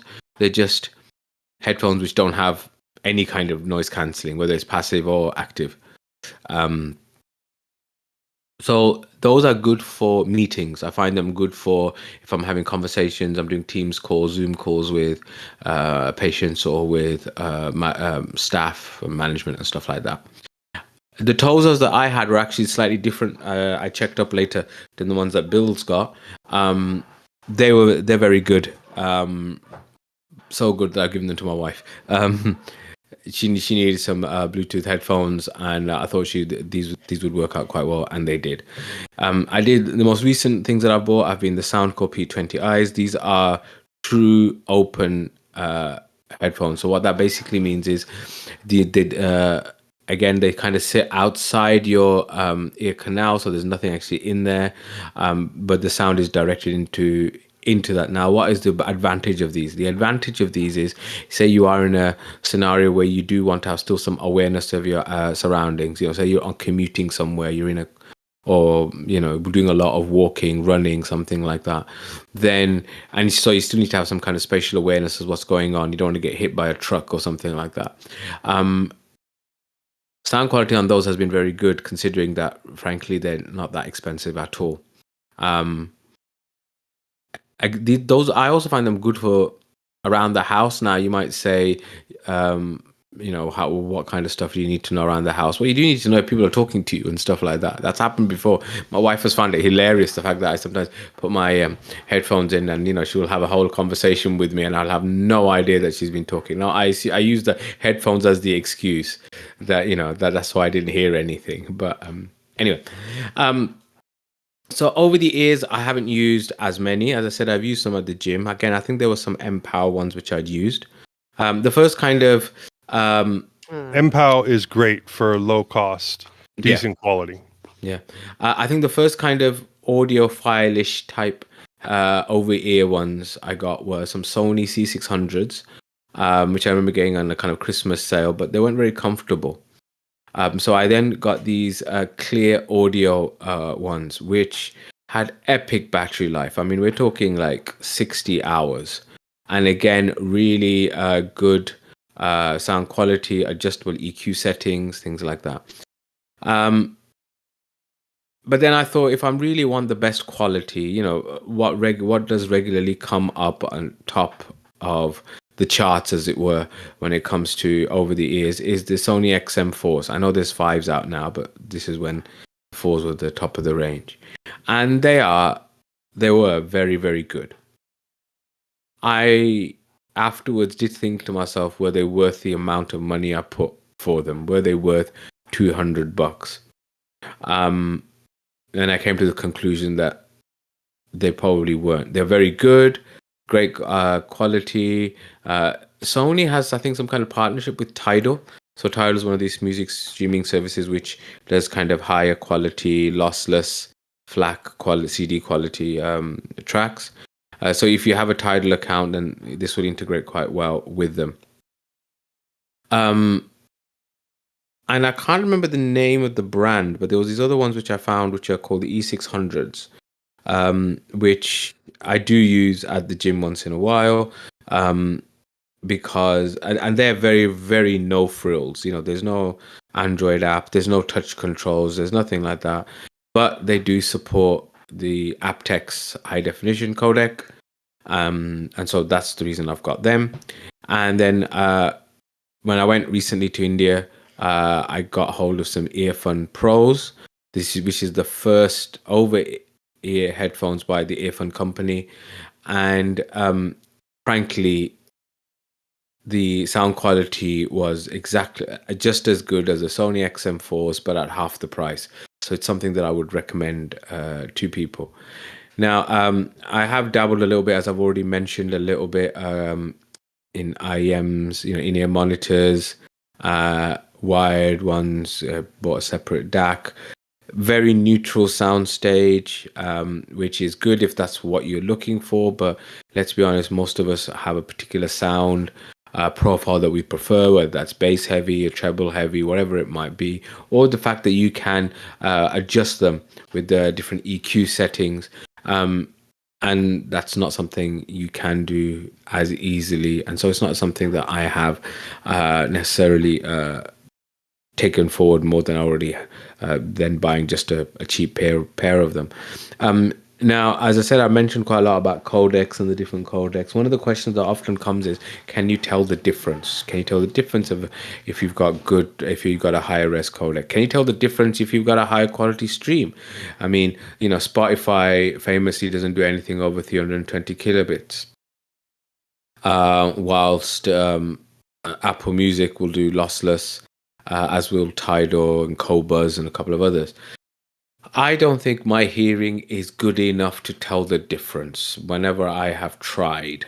I can tell the difference between, say, SBC and AAC codecs. I can tell the difference between AAC and LDAC. I can't really tell the difference between anything above 320 kilobits. And so that's why I've always kind of stayed with Spotify. Plus the way that Spotify kind of integrates is still better. I mean, I would prefer to use something like YouTube Music, actually, if I could. But hey ho. And so, yeah, that's been my headphone journey. As the whole list is in the show notes, so if anybody's interested, they can have a look. I have this theory in the back of my mind that because a lot of the Nothing stuff is very limited edition, that maybe at some point it might be worth something. So those are some of the few things I don't actually hand off to other people or sell on or anything like that. So that's why, if you're wondering why has he got so many Nothing products, I'm not a brand ambassador. I'm not being paid by them. It's just got this feeling that maybe in the future they might be worth something. If they want to sponsor, Yes, although if they do want to sponsor and send me loads of money and send me loads of free stuff, then I have absolutely no ethical problems with that whatsoever. Anyway, time for Moss. Is it really? Save the worst for last, right? I don't know what I'm talking about. I just get things because I need things. I had the first earbuds I got were Adorer. Yes, that's a brand name. They're wired earbuds. I never had a problem with them. There's no model number shown. I just looked up on Amazon. It might be the EM-10 model currently available for $9.99. They claim to have excellent bass for that model, but like I say, I just got them because I needed earbuds with a microphone so I could have more private conversations on my phone. I also got some Lenovo Think Plus LP3 Pro Bluetooth earbuds. They use micro USB to charge, which I think is a little old. I went to try and find the same model for my wife, and I couldn't find them again because they had dozens of models of Lenovo Think Plus earbuds, all in the same price range, right around 10, 15, 20 bucks. So I got something else for her. I don't know what that is, and I didn't ask her to look for them. They're nice, but they do keep slipping out of my ears, especially the left ear, and grabbing it tends to mean I hit the off button, and then I have to go and get them turned back on again. Joe already talked about the Sennheisers I'm currently wearing, which are HD 599 SEs. Bill doesn't like them because they tend to leak sound into the microphone, but I don't notice it on my other shows. Of course, I stopped doing other multiple shows, but I did not have a problem while I was on Distro Hoppers. But Bill has a problem with them. You take it up with Bill if you don't like Sennheisers. I'm just picking and on of Moss. course, what's that? Just picking on you, Moss. Yeah. And then, of course, the Turtle Beach Recon 50Ps that Joe talked me into getting, actually talked me into getting something Turtle Beach, and I got them, and they worked okay and then stopped working, and that's why Joe has them and talked about them in his biweekly wanderings as something he's working on. I replaced them with these 50Ps. They don't have near the good quality sound that the Sennheisers have, but they have good enough sound that I can do my audio editing with them. The microphone completely sucks. It does detach, which is nice because if you don't have it on, you don't have to worry about how bad it is. And that's about all I know about anything here. Well, I'm going to mention, Moss, you did have a pair of Skull Candy in-ears. Yeah, those ones fit around the back. Yeah, those had the problem that the frame that goes around the back of your neck tends to break. And also they have the thinnest little wires to go from the frame to your ear. I'm sure Joe's replaced that more than a few hundred times. Yeah. I've had other headphones. I don't know what they are. They aren't here. I've thrown them out. They become useless. So that's all I know. And as far as I care, that's the end of the innards. What do you think, Bill? Well, if nobody has any other thoughts, I suppose we can move. Wait, there were two vibrations from the ether. I don't have them brought up because I'm not on the right computer for it. But I'm seeing the vibrations from the ether is blank here, and there were two. Yeah, it was blank when I added them to the website as well. Somebody has to fill them in. I don't look for that. Hold on, I'm working on it right now. Okay. Talk about something. Any closing thoughts, Majid, on headphones? I would say that, how we started off this conversation, you have to think about what is the most important thing for you when it comes to these devices. Is it sound quality? Is it fidelity? Is it the sound signature? Is it the convenience? Is it the battery life? Are you using it mainly for music? Are you using it mainly for talk? What environment you're going to use them in? There is no one size fits all. I mean, there have been some of these devices that I mentioned which I could use in all of those scenarios, but most of the time I use different things for different times. And so, for example, to the gym, I use the nothing ones. When I was on the plane, I used over-ear ones. When I'm, as I said, using it for meetings that I'm attending or things like that, Zoom meetings, Teams meetings, I'm using more open-ear ones. Those are the kinds of things to think about. It is a big rabbit hole. You will start, finding interest. Oh, this looks interesting. That looks interesting. Let me try that. Let me try this. And the other thing is that I find that price and quality don't go together very well with earbuds. You can get some cheap $30, $40 or some moderately priced $60, $80 ones which sound really good, and then you can get some other expensive. I mean, they go up to ridiculous prices. None of us are Apple guys. Leo's not here, but AirPods Max cost what, 500 quid? The bottom line is that Majid could have probably bought 2 Framework 15s for what he spent on headphones and earbuds. Beats are hot garbage. Yes, Garbage. that is true. That is true. I didn't put them in there now, but I did actually have some Beats ones, which I literally used for about 2-3 days, and I was like, these are getting returned. What a waste of time. I'm glad you said that, because I was looking, not knowing a thing. They tend to be a little higher priced than some yes, of this they other are, stuff and they're not, and you're paying for that name. You're not paying for the sound quality. But as I said, even then, is this so? For example, I'll give the example of those Earphone Pro. Earphone Pros, the over-ear ones, compared to the Sony XM4s. They're about a third of the price. Are they a third of the sound quality? No, they're about 80% of the sound quality, 90%, 95% even, if you do a bit of tweaking on the EQs. And tweaking of the EQs does make a big difference, even with ones which sound very good. Yes. So, for example, those XM 4s that I had, they sounded good anyway because they were Sony and they were high res and whatever. But a few little tweaks, and suddenly it was like, wow, these are even better. That's why it irritated me so bad that I could not get the app for the Jabras to save my EQ settings. Now I wonder. I look and I see that they're up to the Elite 10s now, so maybe the newer. I mean, the thing with Jabra is that the problem with Jabra, unfortunately, is that about 6 months ago they announced that they were getting out of the headphone game.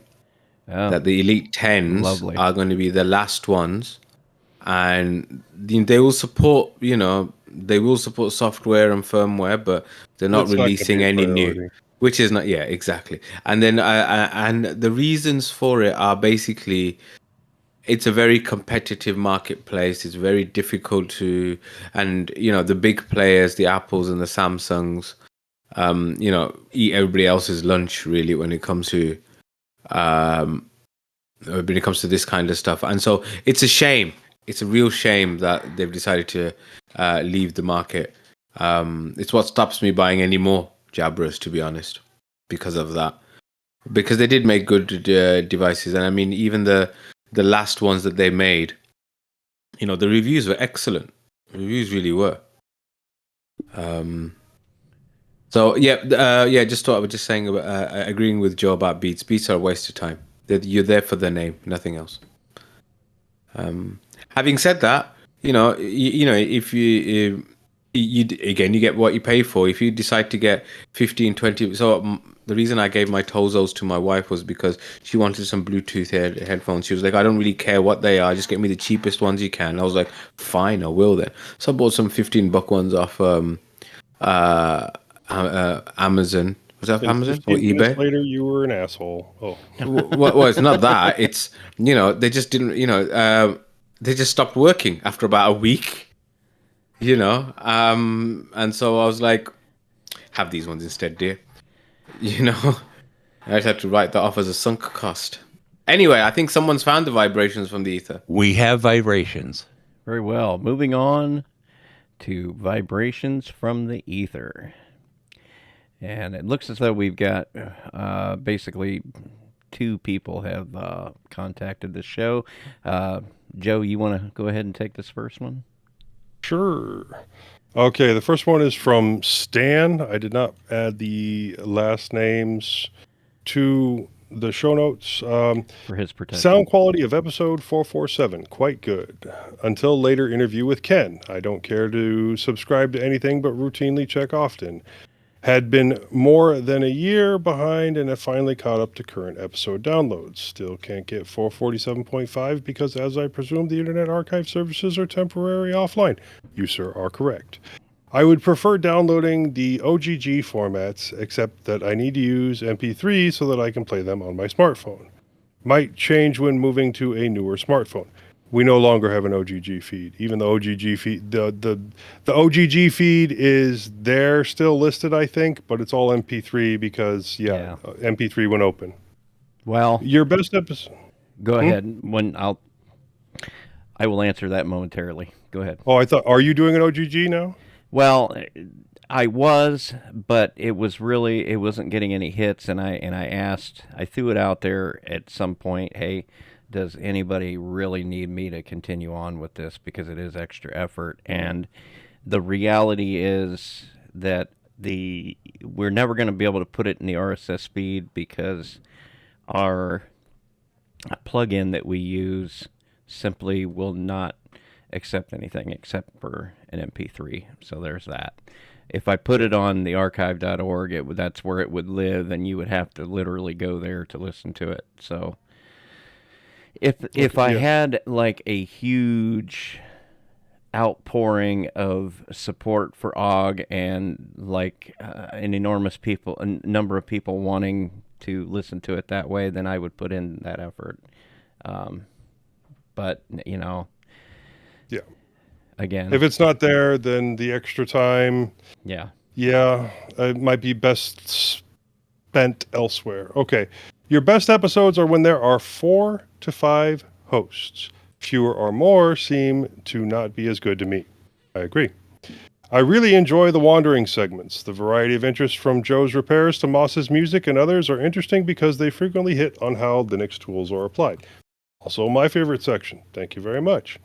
I would like you to explore the following changes out on the internet. Once upon a time, not too long ago, there was a easylinux.com site run by Joe Collins that focused on open source GNU Linux operating systems.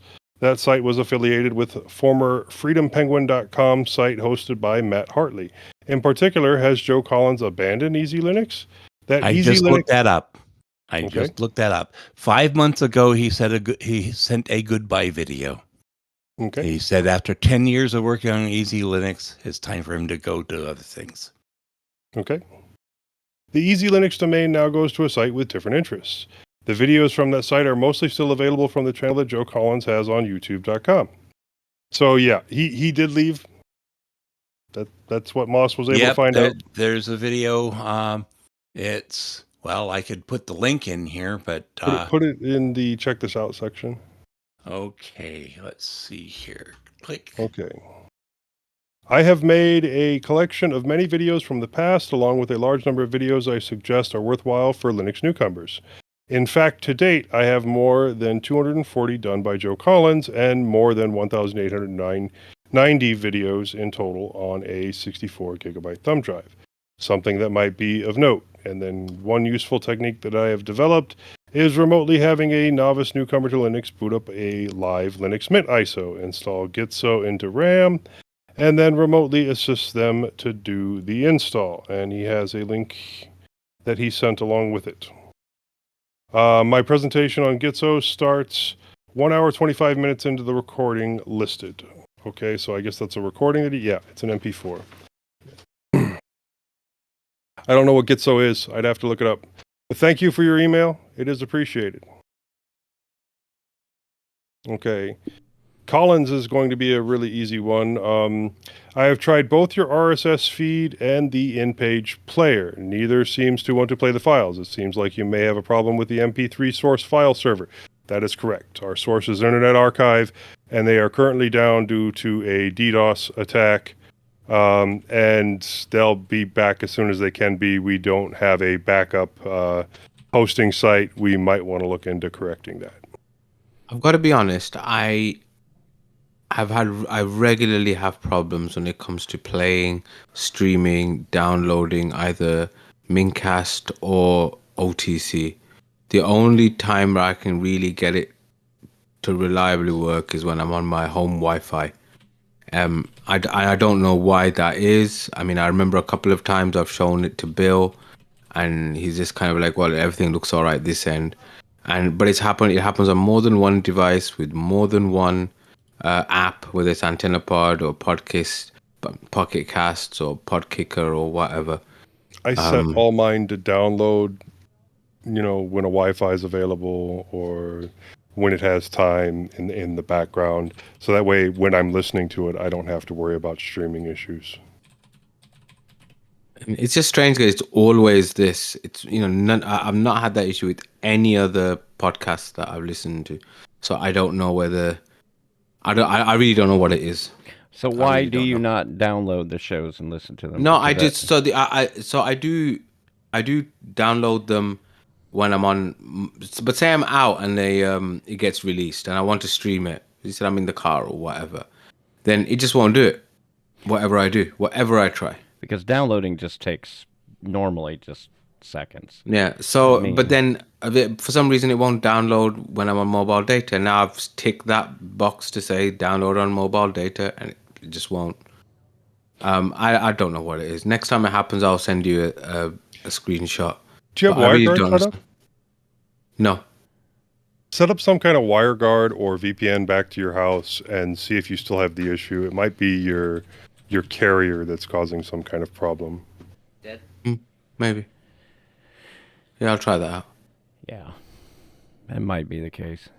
Difficult to say. Anyway, thank you for those interactions, y'all. Keep them coming. We really appreciate it. But that'll do for vibrations from the ether. Moving on to check this out. Moss, what do you got? And Moss is muted. Muted Moss. Okay, had the mic the wrong way. I received an announcement during the show that Ward Christensen has passed. He was the co-founder of the first ever BBS system brought online, and he also wrote the X-Modem software.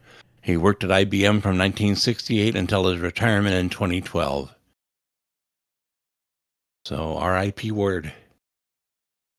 And of course, we've got the link I just posted to Joe Collins' Easy Linux Goodbye video. He said his channel is remaining open, but it's the end of the Easy Linux project.